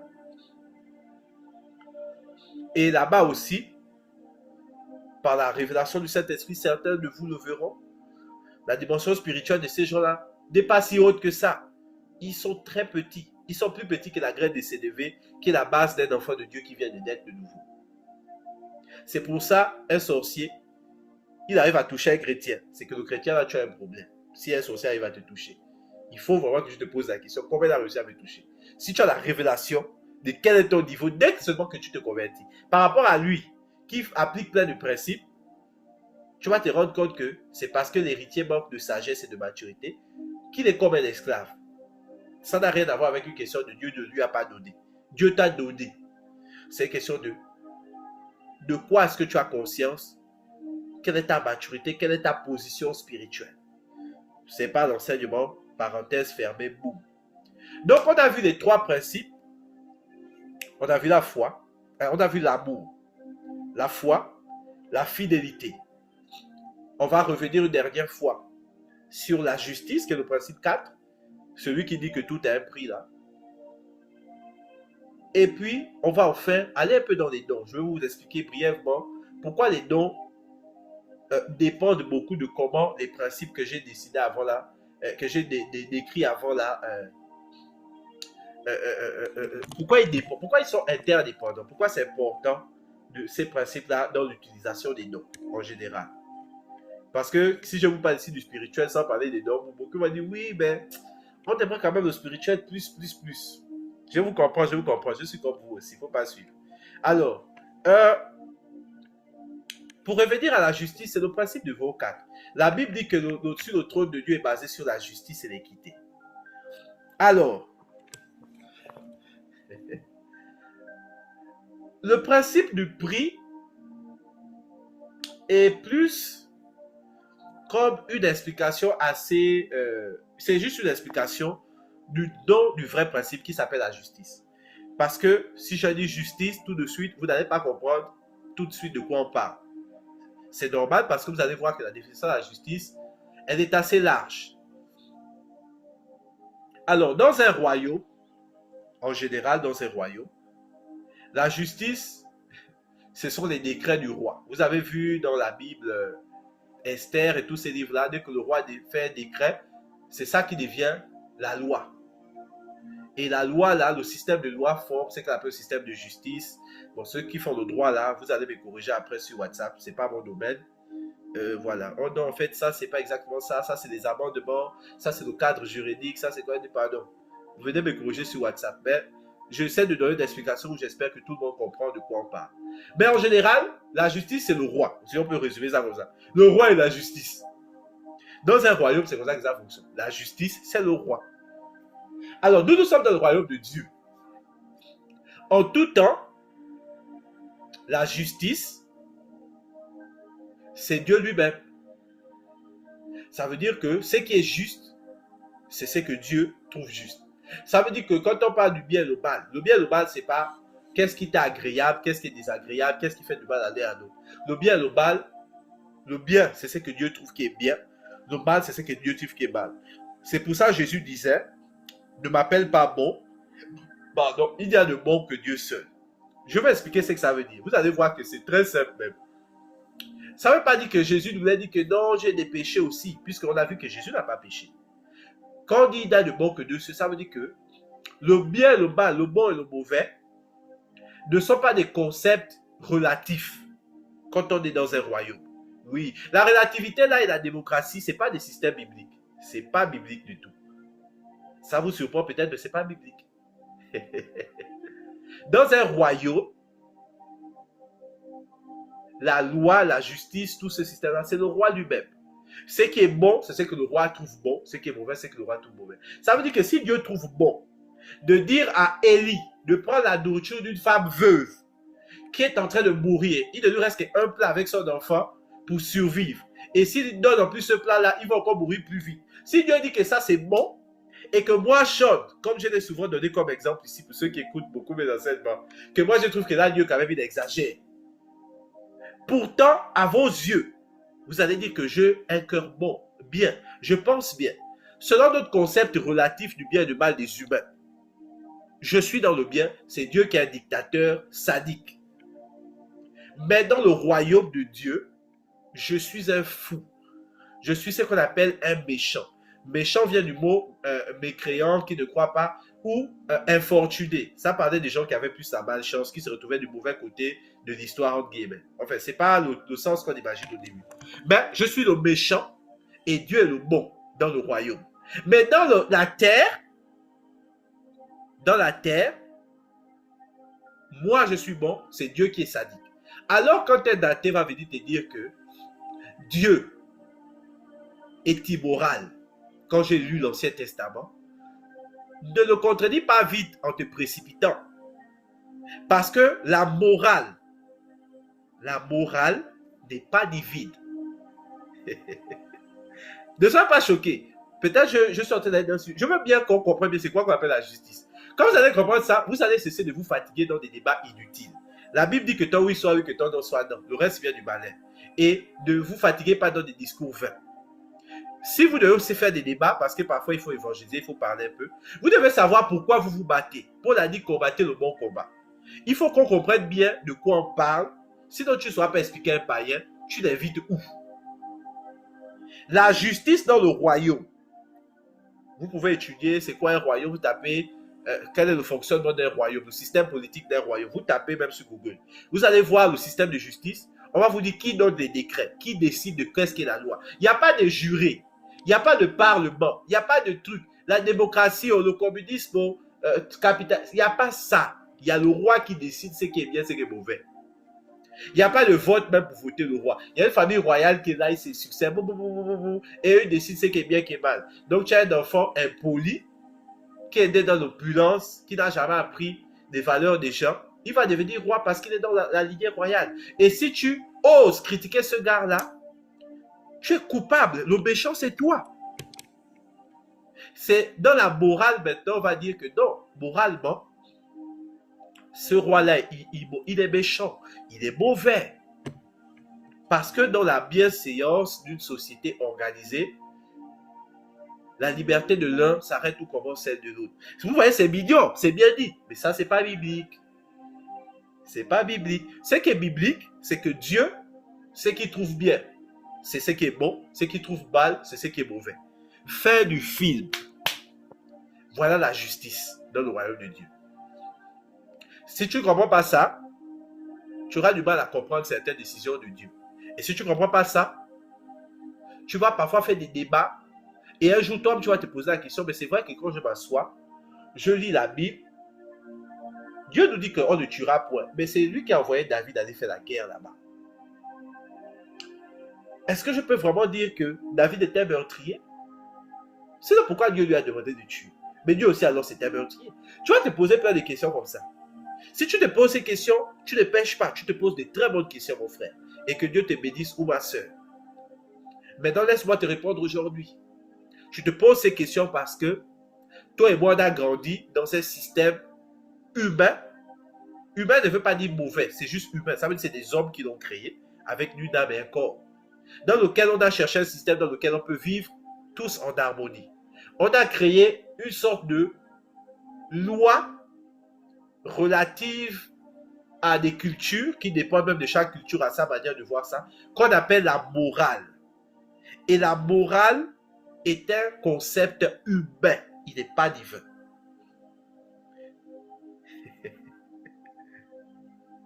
Humain ne veut pas dire satanique, je précise, parce que beaucoup de gens se pensent, ah, comme la morale, non, comprenez bien. Ça veut dire que quand quelqu'un vient de l'autre côté, dit, toi, ton Dieu, il est immoral. Tu n'as pas le droit de le persécuter pour ça. Parce que basé sur la morale de sa culture, ton Dieu est immoral. Comme basé sur ta conception de Dieu, ou ta morale de ta culture, ou qu'est-ce que tu crois, tu vas trouver que tel est immoral, tel n'est pas immoral. Je vais vous donner un exemple. C'est un peu broad, mais ça me vient encore d'expliquer ça parce que je pense que beaucoup de gens parfois des questions. Ils ont peur de poser des questions parce qu'ils pensent que s'ils posent des questions, Dieu va les punir parce qu'ils ont osé remettre Dieu en question. Donc, pose des questions comme je te pose là. Remets en question même la moralité de Dieu. Par la grâce de Dieu, l'Esprit de Dieu m'inspire de répondre à quelqu'un aujourd'hui clairement. Vous allez parler par exemple que dans telle culture, on épouse des filles à 14 ans. C'est immoral. Vrai ou faux? Vrai. Dans la Bible, regardez la culture. Est-ce que c'est toutes les fois que les hommes eux-mêmes avaient décidé ou c'est d'autres fois même Dieu avait permis cela? Choisissons parfois des serviteurs à 17 ans. Je suis en train de vous ouvrir l'esprit. Pourquoi est-ce que pour monter dans l'esprit, si tu penses dans la chair, tu ne comprendras pas. Si tu penses dans la chair la justice, tu associes ça à la morale. Et tu ne comprendras pas ce que je vais dire après. Tu ne comprendras pas pourquoi Dieu dit que dans sa justice, qu'on va définir bientôt, qu'il y a deux formes. La première forme, c'est l'Ancien Testament. La loi claire où tu dois payer le prix. La deuxième forme, qui est toujours la loi, mais accomplie avec Jésus-Christ qui donne une opportunité de grâce. Donc de s'abstraire de cette loi dans laquelle le juste et le méchant ont les mêmes droits. Tu ne comprendras pas, tu vas dire que ce n'est pas logique. Lui, il a tué les gens, Seigneur. Et même dans sa repentance, il était orgueilleux, il s'est repenti doucement. Même après s'être converti, il a encore fait le désordre dans l'église avant de complètement se donner. Moi, toute ma vie, Seigneur, j'étais dans ta maison. Vous voyez l'histoire du fils prodige? J'ai fait ceci, j'ai fait cela. Pourquoi est-ce que lui, il a ça? Et moi, pas ça? Hein? Ce n'est pas moralement juste. Tu as le droit de se poser cette question. Mon frère, ma soeur, tu as le droit de trouver un juste comme le grand frère. Et je te réponds aujourd'hui que c'est parce que tu fais cette grosse confusion à laquelle je vais te répondre. La morale, ce n'est pas la justice de Dieu. Et la justice de Dieu, ce n'est pas la morale. La morale s'applique dès qu'un groupe d'individus décide de coutumes communes dans lesquelles ils décident qu'est-ce qui est bien, qu'est-ce qui est mal. Ça, c'est la morale. Dans le royaume en général et dans le royaume de Dieu en particulier, c'est le roi qui décide qu'est-ce qui est bon et qu'est-ce qui est mauvais. Et quiconque est contre le roi est un méchant. Vous voyez maintenant pourquoi je ne peux pas juger un païen. Parce que le païen n'a de méchant que le fait qu'il est contre Dieu ou qu'il refuse la souveraineté de Dieu dans sa vie. Il n'est pas méchant parce qu'il fait des péchés plus que moi. Moi, je suis sûr qu'il y a des païens qui font beaucoup moins de péchés que moi. Et je ne suis pas non plus justifié. Alléluia, beaucoup maintenant voient le Saint-Esprit commencer à leur révéler la grâce au travers de ce que je dis là. Et moi-même, je ne suis pas justifié par mes actions. Je suis justifié parce que le roi a décidé que puisque le sang de son fils est sur moi, je suis juste. Est-ce que tu comprends ce que je suis en train de dire? Quand tu veux vivre dans l'esprit, fonctionner avec Dieu dans cette dimension de l'esprit, comprendre les décisions de Dieu et les trouver logiques, tu dois renoncer à ta conception de la morale. Tu dois renoncer à tes traditions, à ta culture, pour embrasser l'idée que je te résume en ces mots. Ce qui est bien, c'est ce que Dieu trouve bien. Ce qui est mal, c'est ce que Dieu trouve mal. Si tu ne renonces pas à ça pour épouser ce que je te dis là, le principe de justice de Dieu, laisse mon ami, c'est fini. Moi-même, je te dis ça. Je suis en train de dire, Seigneur, est-ce que si un jour tu me demandes de faire ce que tu as demandé à Élie, je le ferai. Je prends un exemple assez broad. J'ai une sœur ici, elle va s'y reconnaître. Je savais que la sœur traversait des moments difficiles. Quand la sœur voulait m'envoyer l'offrande, elle voit souvent qu'elle propose ses offrandes, je trouve toujours des excuses. Pourquoi je trouve des excuses? Parce que non, elle a plus besoin de cet argent que moi. Après, la voix de l'esprit vient te dire, non. L'argent là lui servira plus si tu le reçois, tu l'utilises. Parce que dans ta prière, elle va être bénie. Si tu refuses son offrande, tu la punis. Aux yeux maintenant d'un païen, dites-moi comment je vais expliquer à un païen que quelqu'un est dans des problèmes. Moi, je prends son argent. Au nom même de quelque croyance que ce soit. Au lieu de plutôt lui dire que c'est même moi qui dois t'envoyer l'argent. Comment j'explique ça à un païen? Je ne peux pas parce que dans la morale, c'est immoral, ça ne se fait pas. Mais dans la justice de Dieu, c'est bien. Et c'est pas bien avec une explication du genre, non, en fait, si tu fais telle équation, on peut justifier. Non. La justice de Dieu, il n'y a pas d'équation, il n'y a pas d'explication. L'explication, c'est que le roi a raison, il n'a jamais tort. Fin. Ce qu'il trouve bien est bien, ce qu'il trouve mal est mal. Point final. Alléluia. Le quatrième principe donc, c'est la justice. Tu dois renoncer à ta tradition. La Bible dit que la tradition annule la parole de Dieu. Tu dois renoncer à ta culture. Tu dois renoncer à tes croyances. Tu dois renoncer aux choses que tu trouves vraies, bonnes, bien et mauvaises, pour épouser que ce que Dieu dit est vrai, bon, ce que Dieu ne dit pas, ce que Dieu contredit est mauvais tout le temps. Peu importe ce que les gens autour de toi disent. C'est la partie que je trouve pour moi la plus difficile. Parce que je suis un être, de base, je suis quelqu'un qui avait beaucoup de morale et de principes. Beaucoup. Je ne sais pas combien de fois Dieu m'a appelé à briser ces principes-là. Par des épreuves tellement bizarres que si je vous dis que c'est Dieu qui m'a dit de faire ça, vous allez dire que ce n'est pas vrai. C'est sûrement toi qui voulais faire, tu as voulu accuser Dieu. Non. C'est la morale qui te fait penser comme ça. Mais c'est vraiment Dieu qui m'a demandé. Et aujourd'hui, mes principes sont les principes de Dieu. Et les principes qui ne sont pas encore soumis à lui, j'apprends encore à les soumettre à lui. Parce que la justice de Dieu, c'est lui-même. C'est de réaliser ce qu'il dit est vrai et bon. Ce qu'il contredit est mauvais.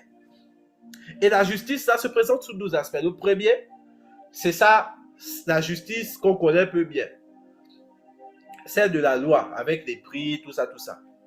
Que rien n'est gratuit, il faut payer un prix, blablabla, blablabla, blablabla.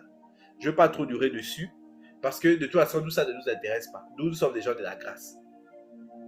Donc, dans cette justice-là, toute personne qui agit contre Dieu paye le prix. L'autre fois, j'expliquais à une sœur ici pour la dîme, que si tu ne payes pas, par exemple, ta dîme, le principe, il est par rapport à Dieu, il n'est pas par rapport aux hommes. Ça veut dire que si Dieu estime que tu es un voleur parce que tu n'as pas donné 10%, qu'il dit dans Lévitique qui lui appartient, il va t'arracher des choses. Mais je vous pose la question, vous et moi, est-ce que c'est moralement correct? Est-ce que c'est moralement correct de dire à quelqu'un que tu ne me donnes pas 10% d'aide d'argent dont je n'ai même pas besoin puisque je suis un esprit, je vais t'arracher des choses et laisser des choses arriver dans ta vie, malgré que tu es dans une alliance où le sang te protège. Vous voyez que moralement, ça ne fait pas de sens. Mais dans la justice de Dieu, ça fait du sens. Alléluia. Mais ça, c'est dans la loi pure. Dans la loi pure, donc, toute personne, même un païen, malheureusement, chaque fois que tu es contre un des principes que le roi a donné, le roi qui s'appelle Dieu, que tu sois au courant ou pas, mon frère, tu vas assumer les conséquences. Parce que Dieu l'a voulu comme ça. De la même manière que si Dieu décide que tant que la personne n'est pas consciente de tel péché, je lui exempte de ce péché-là jusqu'au jour où il aura accès à la loi. Dieu l'exempte de ce péché. C'est pour ça, quelqu'un va faire un péché. Dieu sait qu'il ne connaît pas la loi associée à ce péché. Dieu va laisser la personne, il ne va rien faire.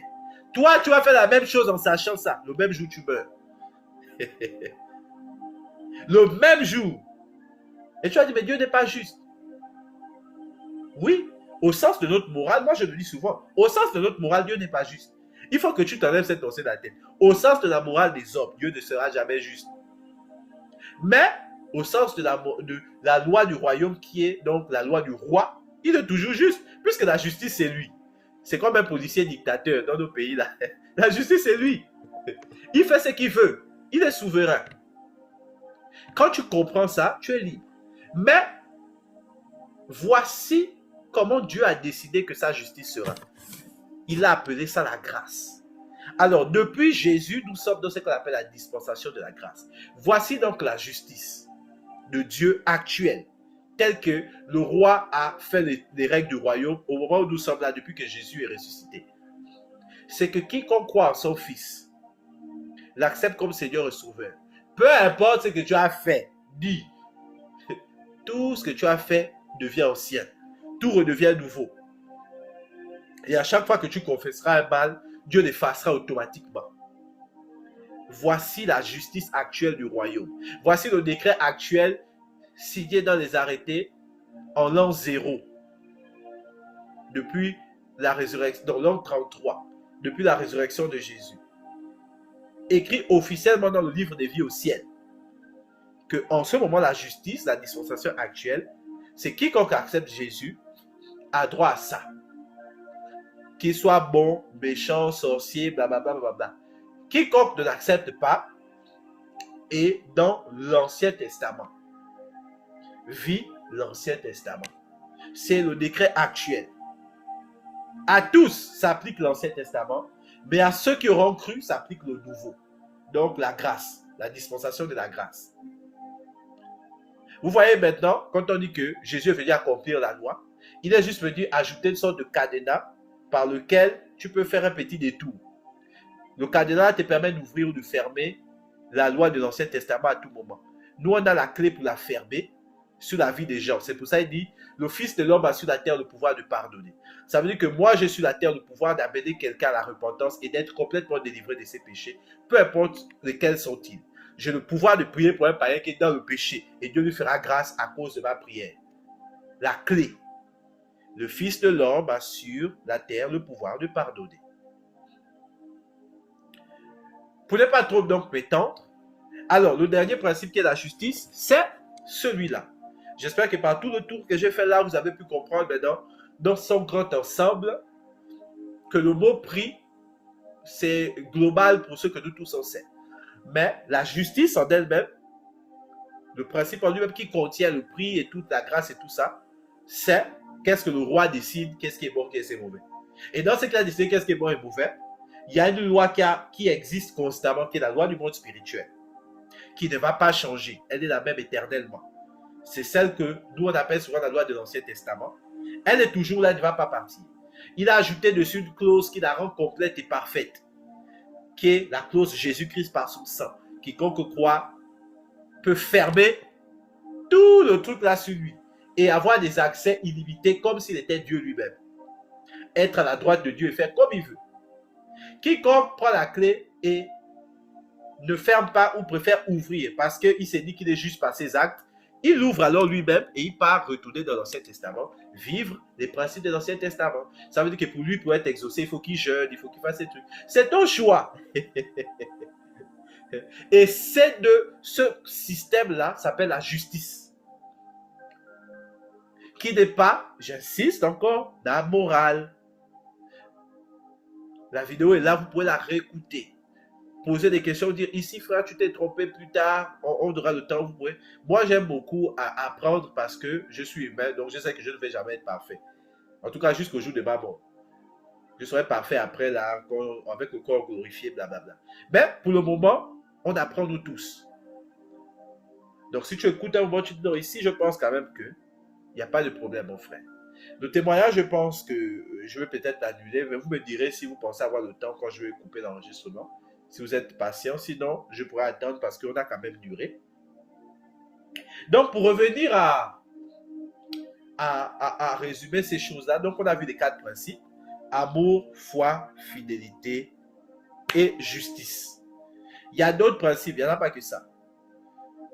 Mais ce sont les 4 que mon cher ami, le Saint-Esprit m'a inspiré. Alors maintenant, comment les dons fonctionnent avec ces choses-là? Si tu n'as pas l'amour, je l'ai dit, c'est à beaucoup de reprises, sans l'amour, il t'est impossible d'exercer les dons comme Dieu les aurait exercés.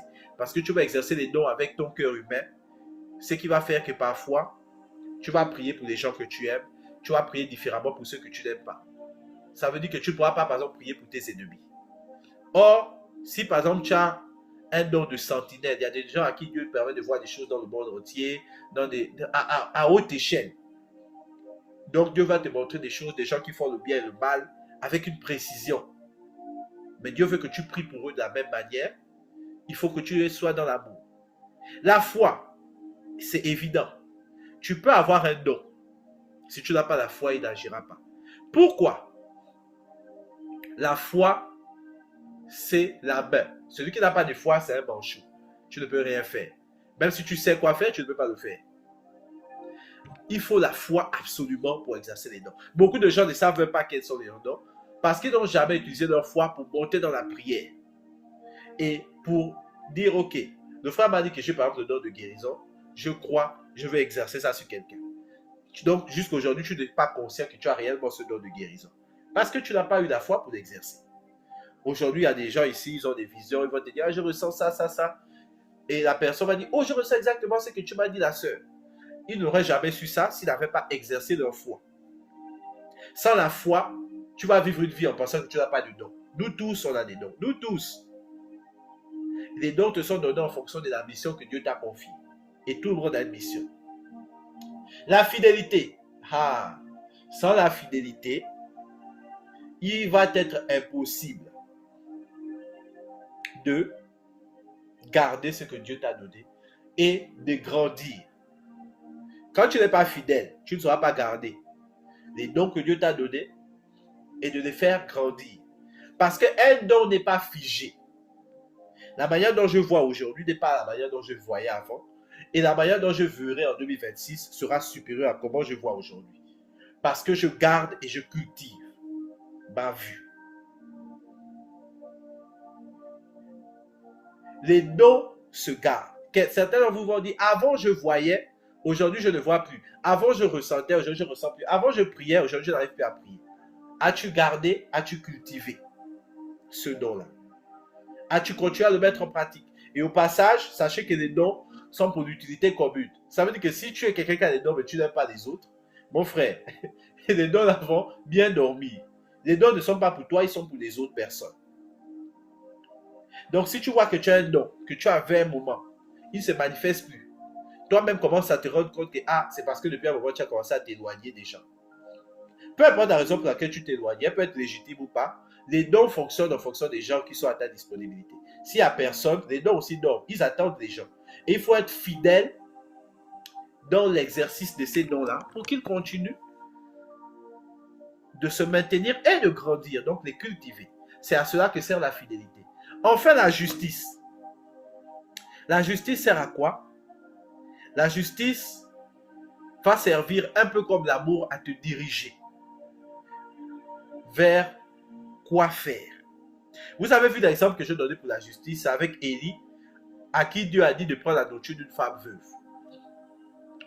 Dans la justice, Dieu te dira, prie pour telle personne, ne prie pas pour telle autre personne. Parfois, Dieu te dira, prie pour la personne que tu n'aimes pas, ne prie pas pour la personne que tu aimes. Parfois, Dieu te montrera un démon. Moi, ça m'est arrivé 2 ou 3 fois, j'en ai parlé ici. Je vois. Le truc est là, Dieu dit ne prie pas. Je dis, mais comment je ne prie pas? Par justice, ici, on ne parle pas du bien et du mal dans le sens de qu'est-ce qui est moralement bien, mais plutôt qu'est-ce qui est bon de faire et qu'est-ce qui n'est pas bon de faire. La justice a d'autres petites applications, ramifications qui sont d'autres principes. Le discernement des temps, comme la fidélité a d'autres principes attachés, l'humilité. Mais comme je dis, je me suis arrêté aux 4 qu'on m'a donné. Je ne vais pas aller parler de ce qu'on ne m'a pas dit. Vous n'allez pas vous induire en erreur. Quand tu es dans la justice et tu comprends que la justice, c'est Dieu sait qu'est-ce qui est bon et ce qui n'est pas bon en tout temps. Et peu importe ce que je pense, le bon n'est pas ce que je ressens bien, c'est ce que Dieu dit qui est bon aujourd'hui. Ce que Dieu dit qui est mauvais, est mauvais. Tant que tu as ça, tu sauras utiliser tes dons de la bonne manière. Parce qu'il faut savoir que les dons fonctionnent souvent avec une sorte de permission qui se manifeste par un signe qu'on appelle l'onction. La permission s'appelle le mandat. Donc, quand Dieu te donne un mandat, c'est pour faire quelque chose. C'est une permission spirituelle qui fait que quand tu arrives à l'endroit, par exemple, de ton mandat, les anges sont déjà là, ils attendent, ils sécurisent les lieux et les démons ne peuvent pas s'approcher. C'est pour ça qu'une mission dans le mandat est plus facile à faire qu'une mission hors de ton mandat. Le mandat, c'est la permission. Et le signe de ce mandat, c'est une sorte de lumière surnaturelle sur toi, une huile. Et là, les super spirituels d'entre vous ont déjà trouvé son nom, l'onction. Quand tu fais quelque chose là où Dieu t'a envoyé, et comme Dieu veut que tu le fasses, ça se fait plus vite, mieux. Ton don est plus facile à utiliser et tu as même plus de joie à l'utiliser parce qu'il est tellement facile à l'utiliser dans cette circonstance-là. Mais quand tu fais quelque chose où Dieu ne t'a pas envoyé, oh, Père de grâce, c'est dur. Tu n'as dit le mandat de l'onction. Le don va rester, le don ne part pas. Ça veut dire que si ton don c'est un don de guérison, il va se manifester. Mais essaie de manifester un don de guérison sans l'onction. Tu vas prier 2 heures, là où la prière doit durer 1 minute. Si vous vous demandez pourquoi certains démons, pour les chasser, ça dure, c'est parce que la prière n'est pas souvent bien faite dans le bon mandat, avec la bonne révélation, avec la bonne onction, au bon moment. Donc, on n'a pas de révélation de ce qu'est la justice. Pour nous, la justice, c'est la morale. Non, je pense que telle personne souffre trop, je dois l'aider, je dois l'aider. C'est normal, on est tous humains. Moi qui vous parle, je suis comme ça. Je vous ai dit que moi-même, moralité mène, c'est même moi. Mais, on est dans la présence de Dieu et je dois vous dire la vérité. Dieu, c'est un mini-dictateur. Je l'appelle comme ça, mais il sait pourquoi je l'appelle comme ça. C'est parce que c'est un roi. Et dans le royaume, la justice, c'est ce que le roi pense. Aussi simple que ça. Ne va pas chercher des explications compliquées dans les principes, les hauteurs ou les mystères comme les chrétiens font. Laisse ça. Les mystères, Dieu va te donner. Mais sache que la justice se résume à ça, ce que Dieu pense.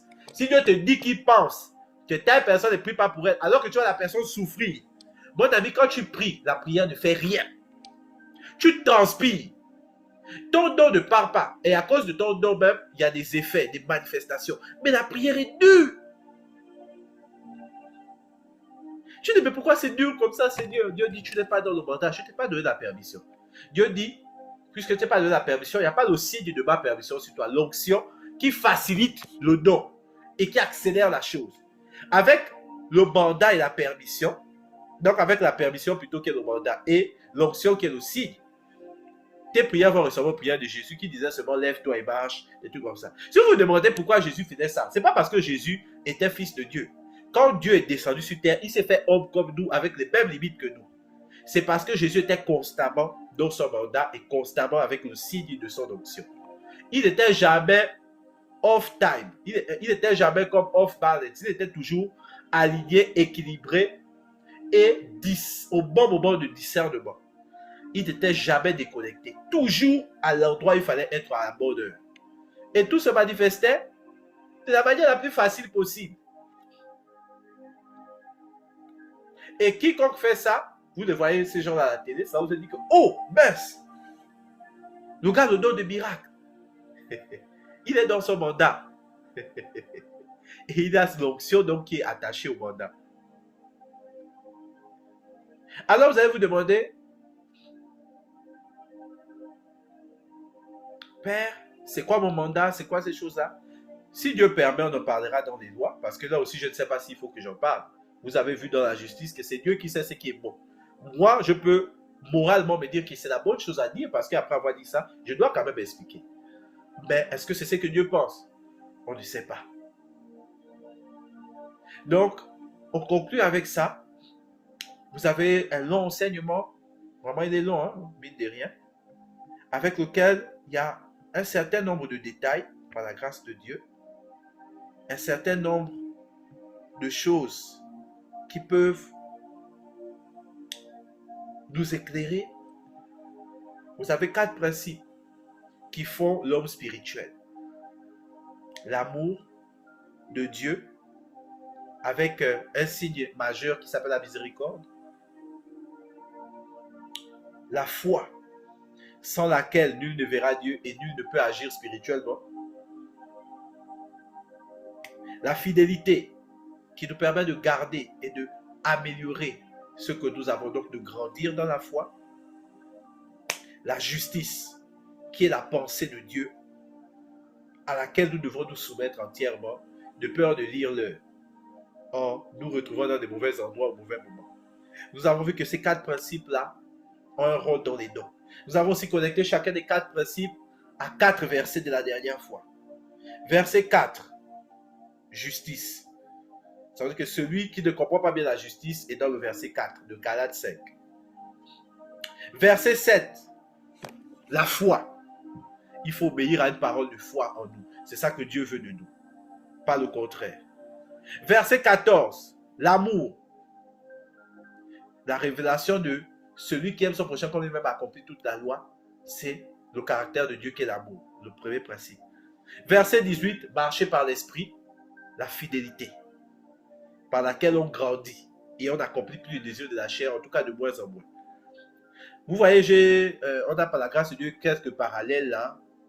Vous pouvez vous amuser. J'aime ça parce que je préfère qu'on soit capable de connecter les notes, connecter les points entre eux. Comme ça, au moins, il y a une continuité. Tu peux dire que si je n'ai pas compris ça dans l'enseignement 2, je peux aller relire le verset qu'il a donné, qui est associé.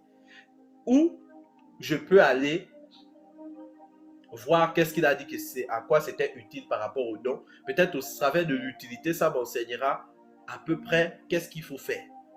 Quand on verra les lois aussi, on essaiera par la grâce de Dieu de connecter comme ça. Mais ça, c'est Dieu qui permet, s'il estime que c'est juste de le faire comme ça.